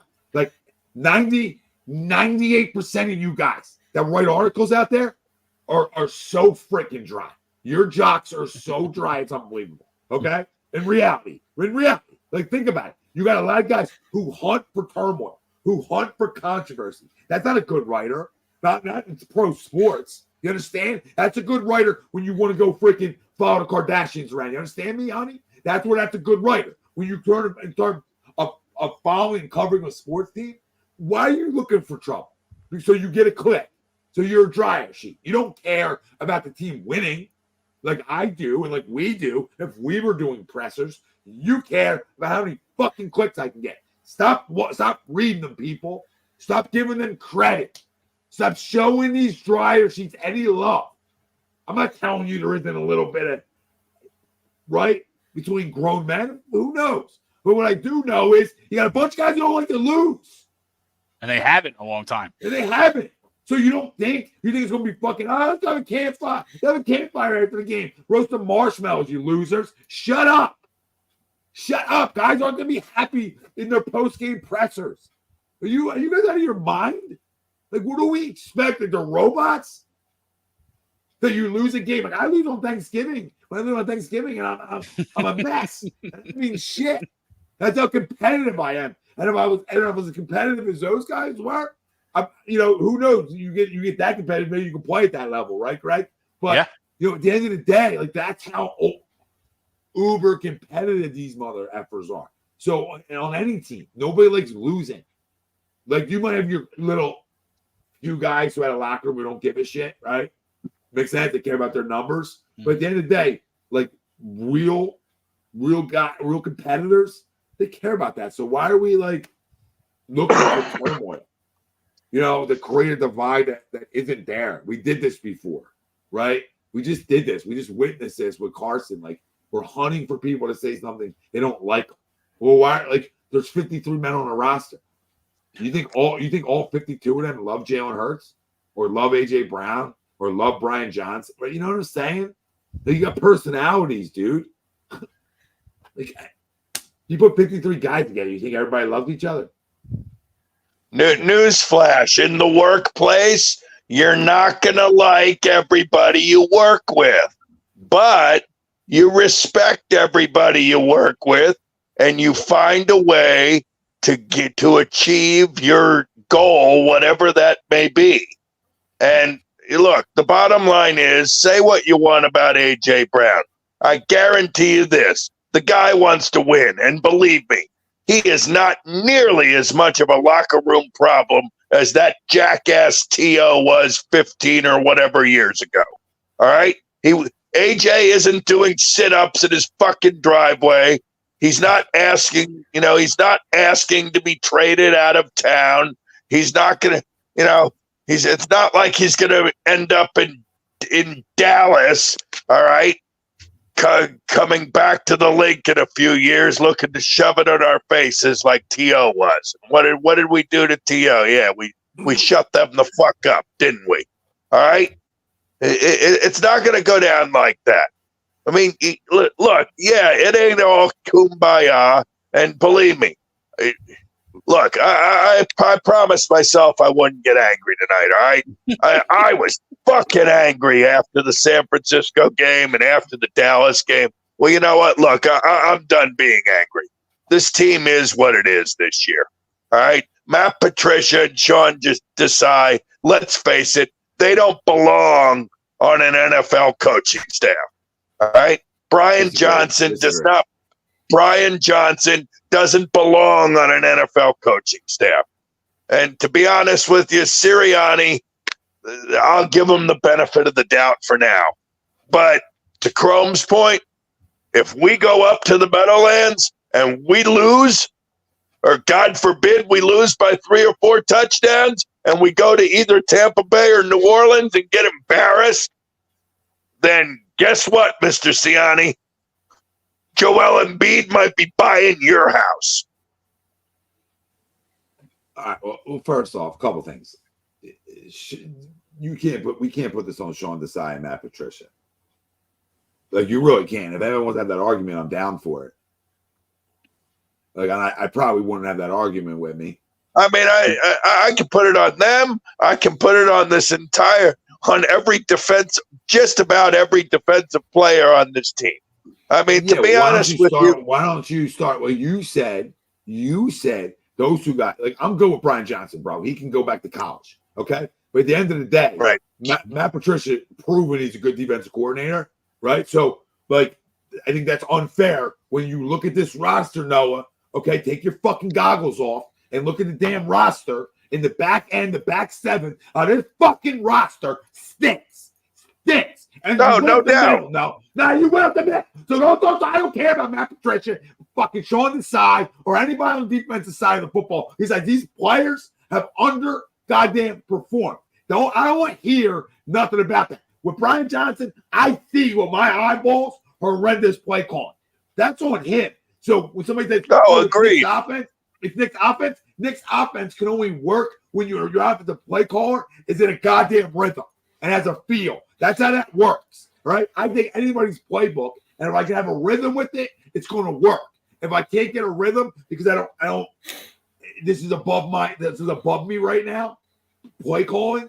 This is where you see it, okay?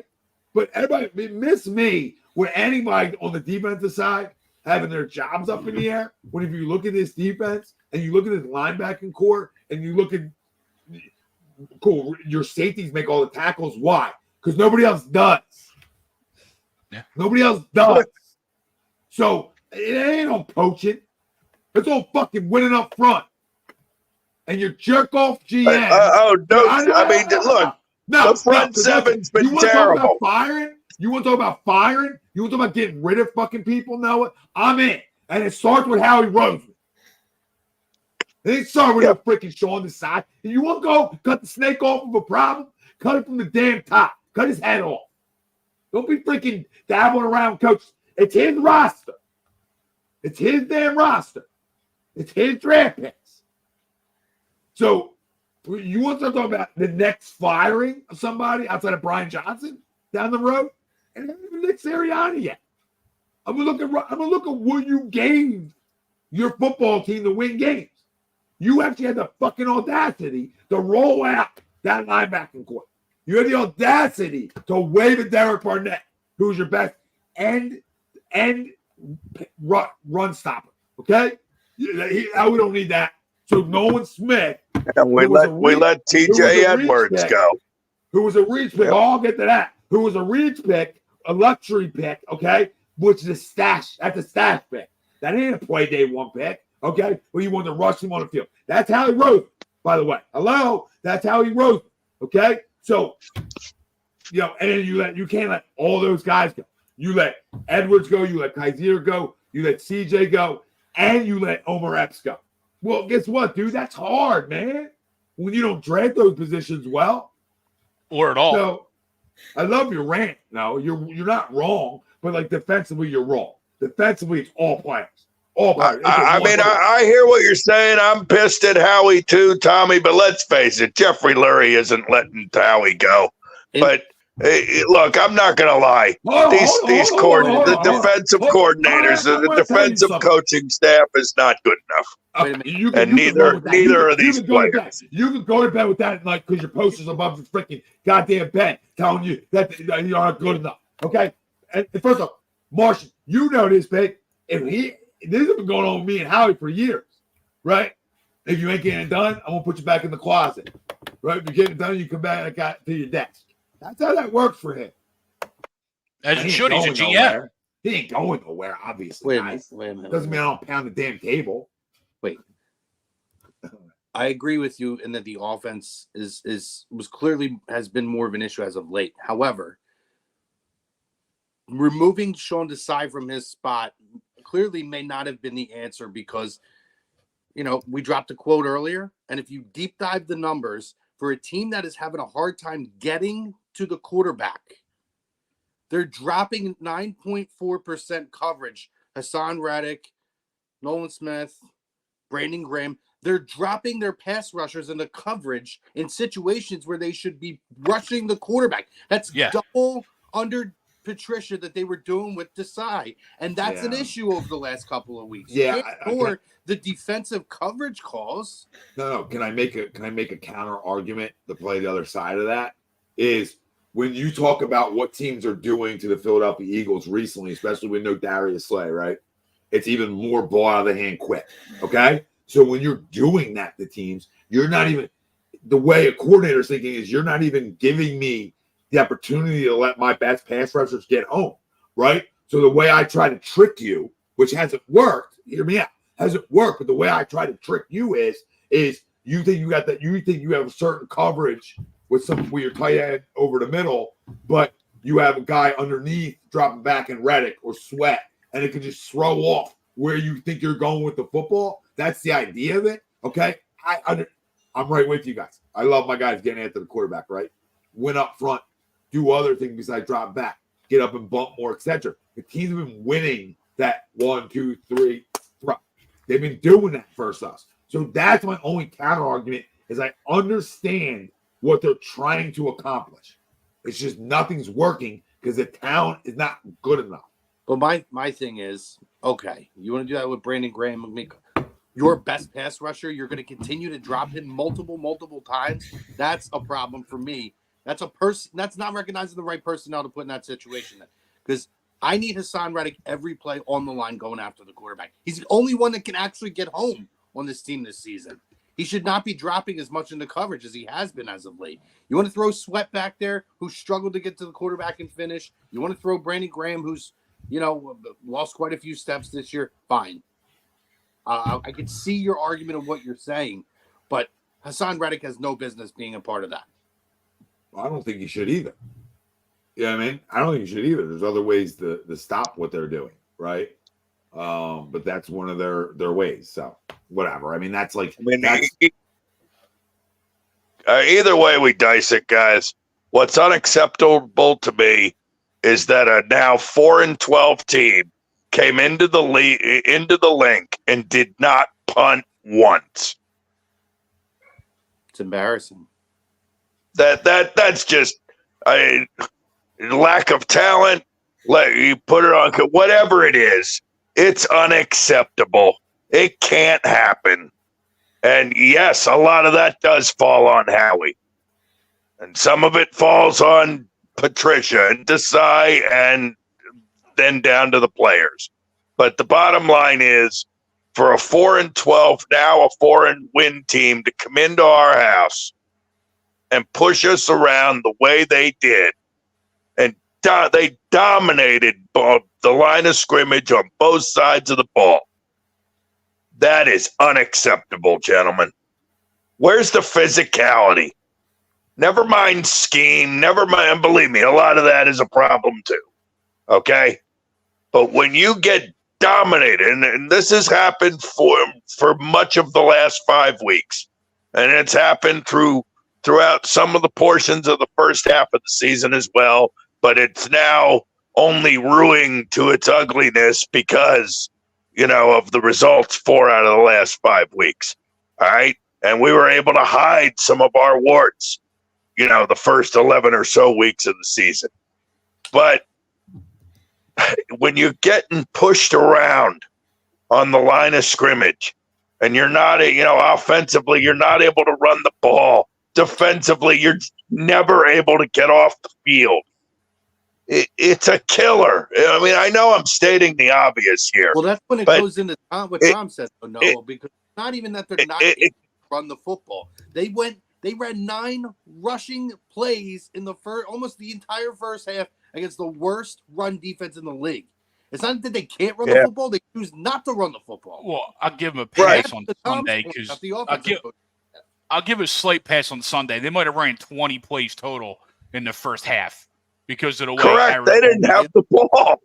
I understand, but I hear you. I hear you, watch Chrome. What has happened with this team week in and week out, running with the teams running against the football? We've seen you're not wrong. With our eyes what this team can do and what DeAndre Swift and this offense can do when you run the football against a shitty team that can't defend the run. The football in general. Can I get hit you guys with something? Hit me. What if this is all at this point? It doesn't make a lot of sense, right? But I'll just throw it out there. What if it's just like a ploy, right? Like, hey, we do this on certain downs. We do this on certain downs. We do this on certain downs. Playoffs start. We do this on certain downs now. We do this on certain downs. Or right, like maybe there's like a change a little bit in how they go about things. Like maybe they say, okay, postseason's here. Now we're gonna pound down your throat, right? Like I don't know. I'm just giving you guys some like possibility of hope that they'll say, hey, let's start with what we do well, and that's the RPO. Like, I'm wondering if we see more RPO when the postseason hits, right? I'm interested to see, and this is important. I'm interested to see if, as a coach, which I am, are you willing to adapt? Are you willing to change? Are you willing to put your players in the best positions to be successful, right? Like, that's what coaching is, from a coordinator to a head coach, etc. So are we going to be creative? Are we going to go to the drawing board a little bit more? Are we going to go back to some things that may have worked last year and use them again? Are we going to do what Doug and Frank did? Are we going to say, you know what? Whatever's happening, we're going to go, when Nick's in, we're going to go a little RPO format. Obviously, he's not running it, but right, we're going to do that. Jalen now gives you the thing that it creates, which is so great, is that it creates linebackers got to think run, right? It's a true RPO, yeah. Yeah, they got to think running back run. They got to think quarterback run, but they also then corners can't cheat because they got to think both, right? And safeties can't cheat. So you got to go against linebackers. If you do that, they better have like sensational eye discipline, right? And when you make linebackers have that, right? We talk about this for years. You're talking about a freeze. You're talking about a half a second one of those deals. Now a guy can spring. Now a guy can go. So I just wonder if they change some things, and maybe when the postseason starts, they really rely on their offensive line. So that's what I'm hoping for. I'm not saying that's going to happen. Yeah, my only counter to that, Tommy, is just why'd you do it at 10-1, right? Like, why didn't this happen after you clinched the number 1 seed or clinched the 2 seed? That's why I said it doesn't make sense. Right. Yeah. Right. And that's my only counter, because at this point, there's no idea out there that's necessarily wrong, because we're all. Well, I'm wondering now. Yeah, instead of like saying they did it on purpose, I'm wondering more now if they go back to what was successful last year for them, and that's a run first option, RPO style. That will show me. Mm-hmm. If Nick came out and do that, I'll give Nick a fucking 5-year extension right now. Win or fucking lose. Win or lose. Win or lose. Win or lose. Because you show me that, hey, you know what? That shit worked for him, man. That shit worked for our offense. Let's try it. We expected a DeAndre Swift and a Jalen Hurts in an RPO situation is fucking dangerous, dude. That is dangerous. And the fact that we don't use that enough is mind-boggling. Yeah. It's absolutely mind-boggling that I'm not like a guy who's going to sit here and act like I'm Mr. NFL X and O. I'm not going to act like that, okay? But I know enough about goddamn sports to say, if you do that, that's going to work a lot. That's going to put linebackers in a really tough spot on who they're choosing. And with DeAndre, just like Miles to a point, all right? If you hezzy, see ya. And the fact that we never capitalized on that enough is really weird. Do you think maybe it's like they don't have a good exchange together? Because it is, you guys understand that play. Do I leave it? Do I not leave it? Is it them trying to make Jalen into more of a drop back quarterback and read the field more instead of being on a one look and go type situation? Is it more that of them developing him as that kind of quarterback too? That obviously would be a question for another day too. But that's a good question, because that's a possibility into this conversation. Now, that being said, then you just do straight QB runs. I don't fucking understand that. Well, either way. I mean, if that's a thing, then that actually gives me more concern, because you waited till you gave up the division, you gave up the number 1 seed to finally decide you're going to start going back. You wait till the first round of playoffs to start going back to everything from last year. Like, like this is what I feel like. We're in stages of grief, and you're right. We're grasping at straws at this point. I get it, because that's how we feel. Like, I'm conspiracy. I'm Martian on this. Like, we I got like a run. I got like an RPO conspiracy going on here. It's not even just that. Like, they were justifying his. Like, hey Tom, I hope you're right. Listen, forget doing shit on purpose. The conversation needs to go into: will they change? Will they adapt? No. Okay, and you say no. Blake? No, I just want to make a point too that it really mind-boggled me that the lack of of running that they did, like in that game Sunday against Arizona, because I was really expecting a heavy dose of Swift and Gainwell like I predicted last week, and when I'm watching the game, I'm like, I mean, I understand it's a pass lead, but guys, like, this is one of the worst run defenses in the league. Jam it down their throats, and then just I hope it changes this week because the owner's a goddamn movie producer, all right? That's what he wants. He wants a big production, okay? All right? That's what Jeffrey fucking wants. That's what I he had a feeling you were going with that. Yeah. You know what I mean? You know what I mean? Like, he's wanted it for years. I'm not like taking a shot at Jeffrey. I think he's a great owner.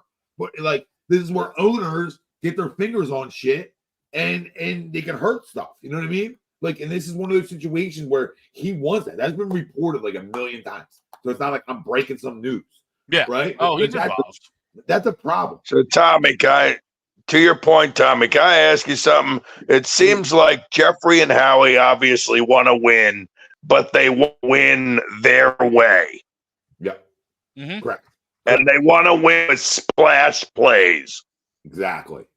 They And want they to be the wanna great win, I so think they can blow each other afterwards, right? Like, oh, Howie, I've told these guys to do this, and it's all a stroke fest up top. And it seems like at times, correct me if I'm wrong, but does Sirianni come across as a bit of a puppet? I mean, everybody has been. So, I mean, there's like a puppet in terms of who dresses on Sundays is Howie Roseman. Mm-hmm. Who's on this roster is Howie Roseman. Who plays is Howie Roseman.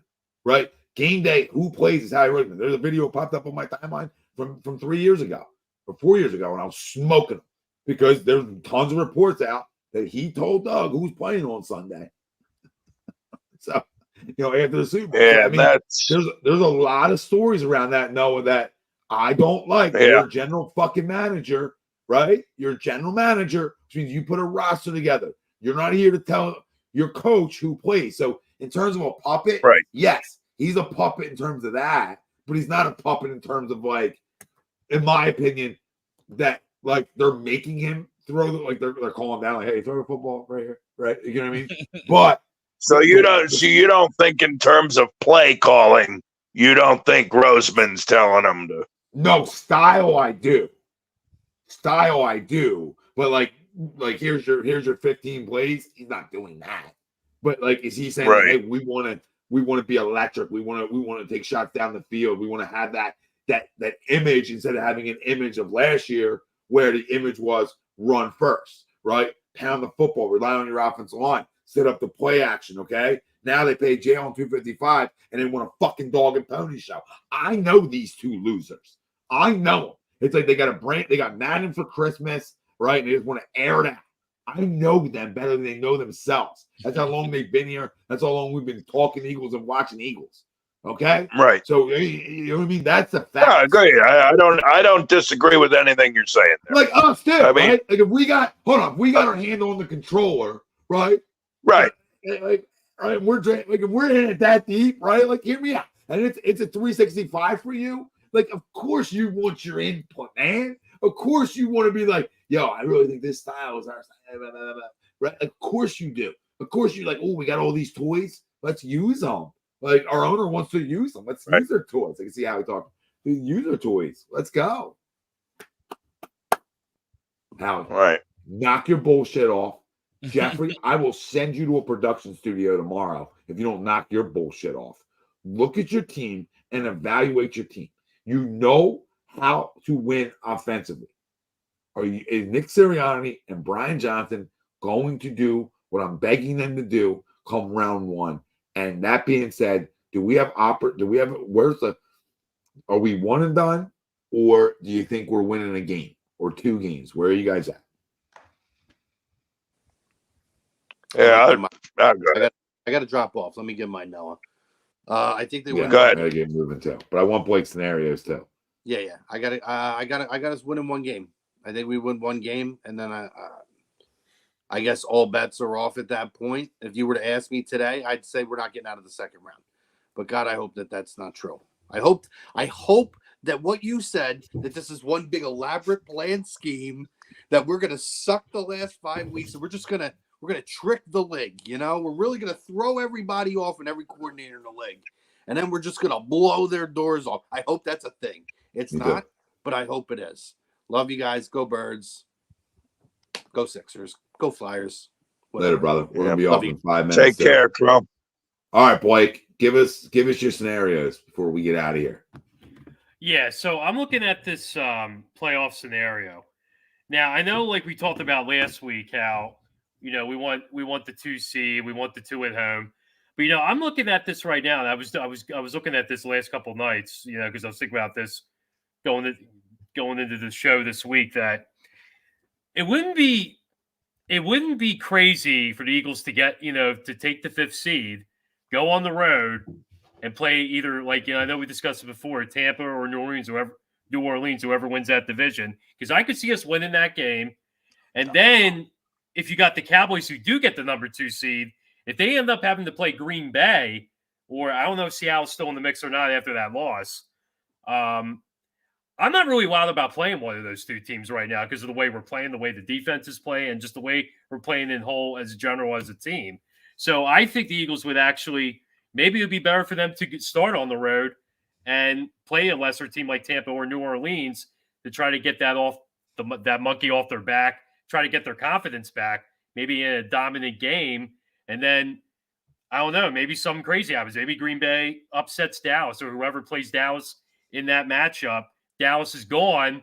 Now you're looking at, all right, now Green Bay's going to go play San Francisco at that point because they're the lowest remaining seed. And now it looks like the Rams are going to play Detroit. And then who knows? Maybe the Rams beat Detroit. Then now you're hosting a playoff game in the second round as a 5th seed. Yep. And Matthew Stafford will throw for 400 and like 4 TDs against us and carve our asses up. But that Lions one's a real possibility. Right. Going to Detroit in the second round, if you got out of the first round, the possibility. Listen, at the end of the day, it's such a week-to-week league. And when the postseason starts, it's different. It's just different. Like, everything behind you is behind you. Yeah, that's right. True. You're not that week leading up. You're not worried about how your season went. You're focused on how do we get a win this week, right? And that being said, like in a 1-game scenario, I don't mind betting on this team, right? Like, if you had to go to Dallas, say hypothetically, in round 2, I'm scared of that, but I'm not as scared as I was because we already lost there once. Makes sense. It makes me feel a little bit better that they're not going to get us twice because we are a good team, right? We are a good team. So, the only place I would prefer not to go in round 2 is San Francisco, right? You prefer not to have to see them in round 2, and like you said, a lesser team than us obviously moves on, right, guys? Because that's a team that I don't feel at all confident about in round 2. But round 1, we talk about Tampa and New Orleans. Like, yeah, if you bring up the Cardinals game, sure, like, probably going to get our ass kicked. But at the end of the day, through these losses and stuff, we've had 10-point leads. We've had control of games, right? We've given stuff away, right? Like, we've done it ourselves. So I'm interested to see, right? We were waiting all year for a complete game. We've been talking all these conversations. Listen, maybe they're one and done. Maybe they get exposed, right? But maybe, just maybe, your franchise quarterback, right, and your great players turn it on. Like, I don't know. That's what's happened in the postseason in sports forever. You're right, Tom. We've seen it time and time again. Every team, like every league, look at all the wild card teams in MLB, right? They're not better. You know what I mean? The Phillies weren't better, the best team in the NL last year, right? The Diamondbacks weren't the best team in the NL this past year, right? But they were just playing the best, or they got hot at the right time. Yeah, the Phillies weren't even. Like, if you remember the Phillies when they went to the World Series, they were struggle busting at late September. Absolutely. They lost that series late in Miami or something like that. And like Harper Blake said, right? They won. Like, Blake didn't say this, but Blake's point's like similar to this. Is like they went and they scratched and clawed St. Louis, right? They get through. They needed a big hit. And it gave them a spark, right? Like, that's what happens. Like, you win round 1. You get that spark, no matter how you win that game, dude. Like, nobody's talking about ugly.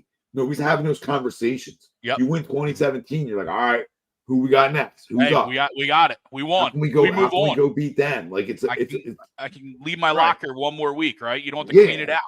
Yeah, right, like and I don't want you guys to think like I don't want the number 2 seed, because I do want the 2 seed. I'd rather play at home, but I'm looking at. I don't. Yeah, right. I don't anymore.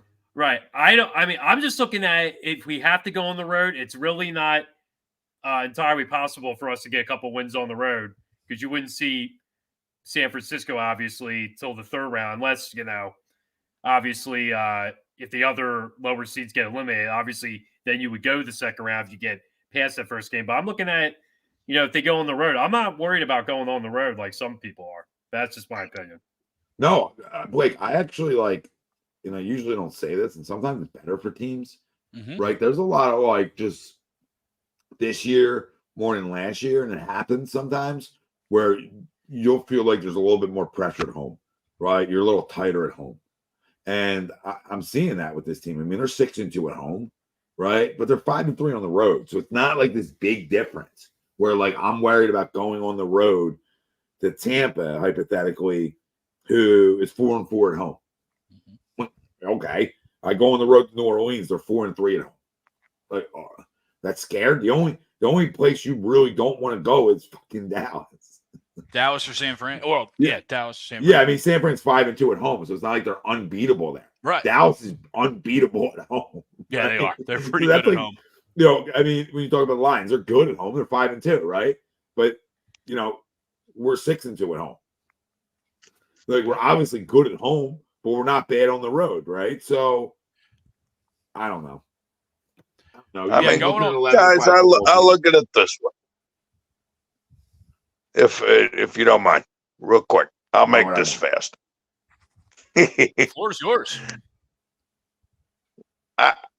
As angry as I am at this football team, and as piss poorly as this team has played in the month of December, the calendar has changed to January, and we have moved on to 2024. New year, new. And I'll tell you what. If we find a way to get our acts together, let's just get a win. Let's get one. Give me one. If we can go up to the Meadowlands and take care of business, and the way we do that, and I know this might hurt Howie's ears. Okay, it might hurt Nick's ears, but run the ball. Time of possession.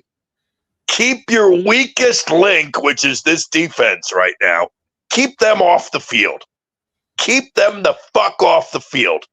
Because if they're not on the field for 40 minutes, then they can't cost you. Right?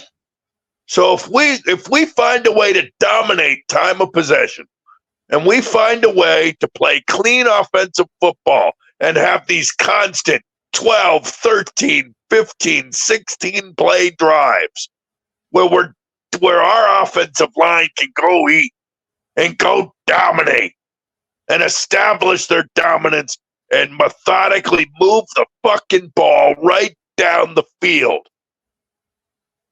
We can win some games, gentlemen. We can beat the Giants. We can go into the playoffs, go into a place like Tampa Bay, or go into New Orleans and get a W. And hell, call me crazy. You're crazy. And I know both the Niners and Cowboys definitely embarrassed us, and there's no getting around that. But I can see a scenario where we go into San Francisco in the divisional round and come away with an upset win. If we don't turn the ball over, if we don't shoot ourselves in the foot, if we're able to keep Brock Purdy, Deebo Samuel and company off the fucking field, and if we're able to keep them off the field, we have a shot. But that's our only shot. And our greatest defense has to be our offense. And it has to be keeping the opposing quarterback off the field. And if we see Dallas in the divisional round, it's keeping Dak off the field, whatever the case may be. And that's our only shot. Well, yeah, that's going to be our only shot, period. Right, to your point. I mean, you're right. But, that's going to go. Right? That's how that's going to go. I'm not saying it's impossible. We have talent, gentlemen. I mean, in my eyes, I still think we have one of the most talented offensive lines. We just got to get out of our own fucking way. Yeah, we're talented when we use them. Yep. Right? That's the whole thing. Yep. They use them in crunch time. I don't know. That's a question. Greg, what are you feeling? You still feeling the same thing you felt Sunday, or are you in a little bit different of a place? No, I still feel like we can make some noise in the playoffs because I think, as Noah stated, and we've all stated, I think our talent is obviously there, right? We didn't come into this year thinking we were bleak, right? We came into this year thinking we have a lot of talent on both sides of the football. If we play the way we should play, we're going to be dangerous. And for a lot of the season, we have been, and yes, the last month and a half, it's been piss poor, right? But if you try and look past that, and look away from the recency and the recency bias and stuff like that, we were doing some good things throughout the first part of the year that obviously we can't take back, right? I mean, we did beat Miami at home, we did beat Buffalo at home, we did beat Kansas City on the road, right? We did beat Dallas already, right? So we've proven that we could beat really good teams. And we just got to get back to that. we were 10-1. Yeah. We just got to get back to that. And I think, this veteran-led team and with the leaders that we have, I think they're really going to buy into, hey, let's turn the page to the playoffs and let's take it 1 week at a time. And I think we're gonna I'm not saying we're going to Super Bowl again, right? But I think we're gonna beat whoever we play opening weekend. And wherever we go to round 2, it's going to be a good game. And that's at least what I'm hoping for. And at that point, it's all you ask for. Yeah. I mean, I think they got as good of a chance as a lot of people. Yeah, because everyone's got warts, right? Yeah, we've had those conversations, right? Yeah. So it's a brand new year. We'll see how they get off to it. Obviously, Giants, we'll see who plays this weekend. Right, there's some questions on if people are playing, if people aren't. I still think that's crazy and asinine. Yeah, I can see some veterans not, or like less staff. Try to give them a little bit of, especially on the defensive side, right? Yeah, where you got. I'm just looking at my NFC East ticket, right? It's purely. Yeah, you can't rest guys with a chance to win the division. You know what I mean? You can't. Rest I think at halftime, I hate to look at it this way. If at halftime, if you have a comfortable lead over the Giants, and that's a very big if, obviously, especially also the way Dallas is. What also depends on what Dallas and Washington do. Mm-hmm. Like if Washington somehow beats Dallas, then yes, you got to look at that out of town scoreboard. And if the Commanders and Cowboys are still playing a competitive game, then we got to obviously leave our starters in, but.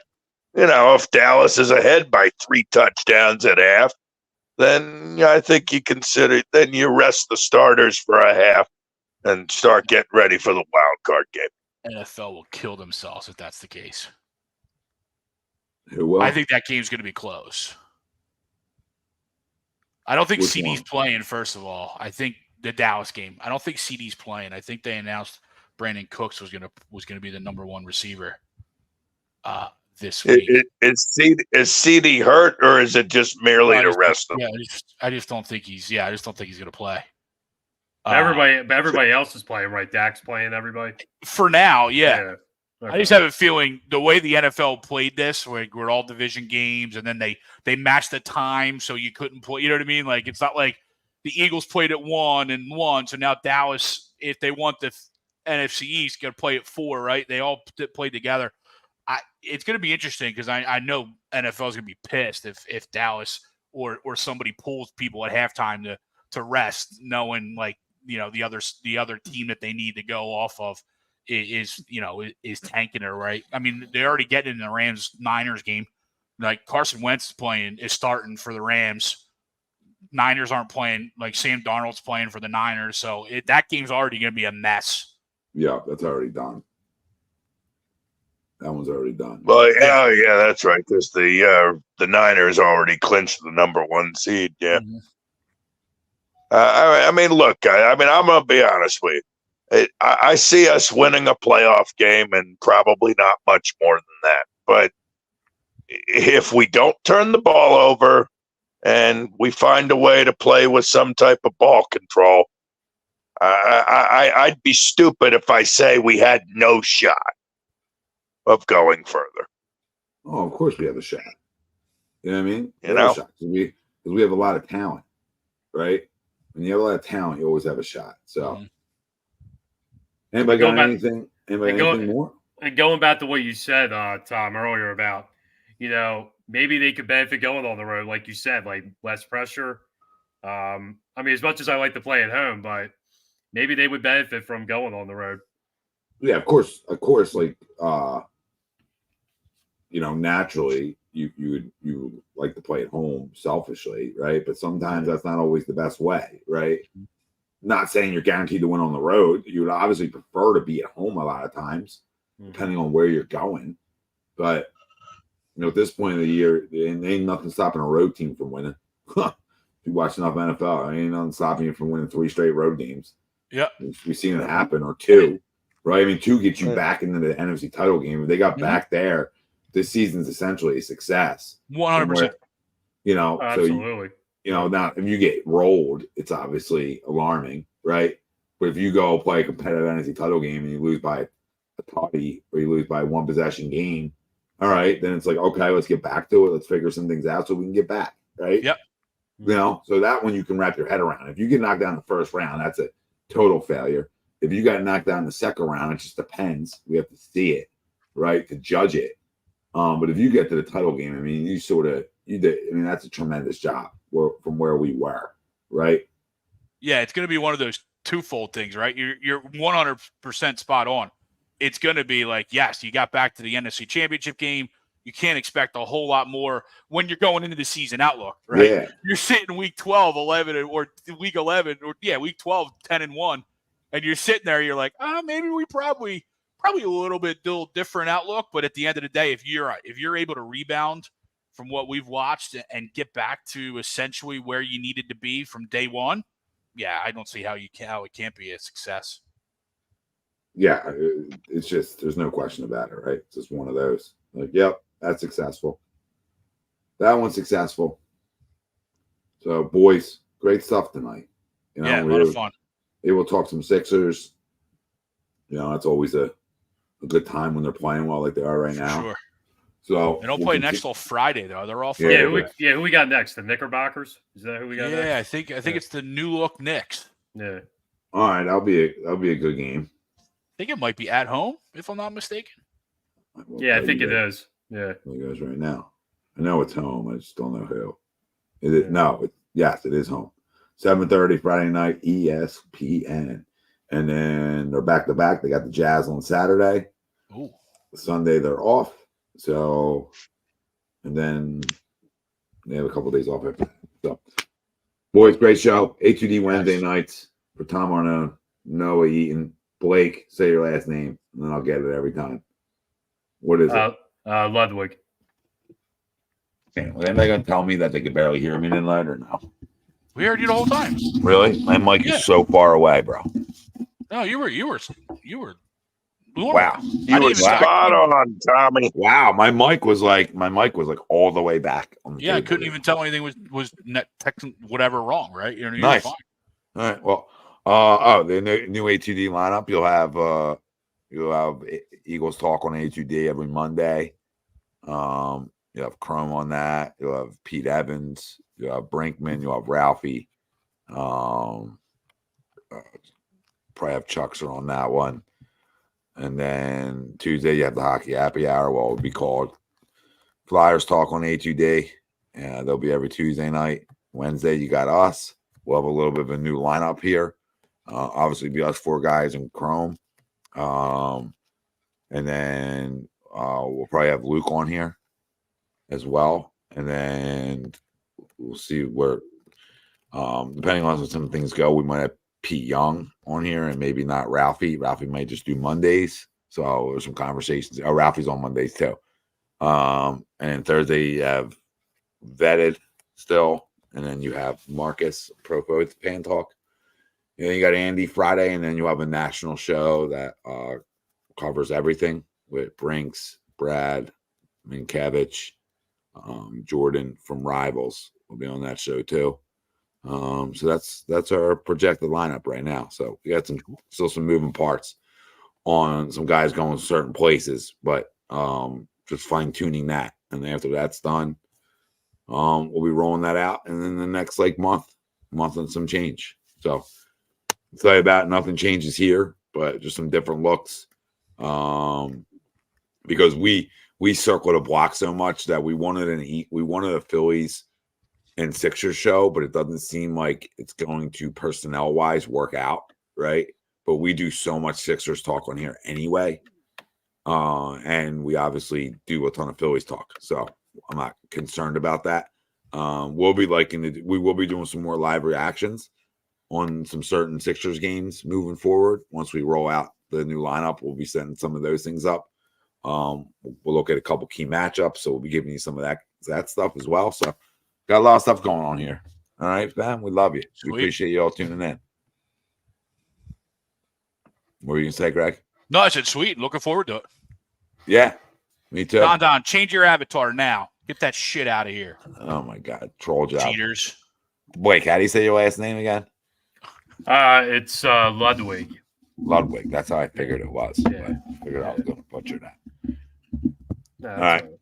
And Greg, we love you. We appreciate you. Brought to you by Royal Billiards, 515 Bethlehem Pike, Colmar, PA. Go check them out for all your game room needs. We out of here. Go Sixers. Go Birds.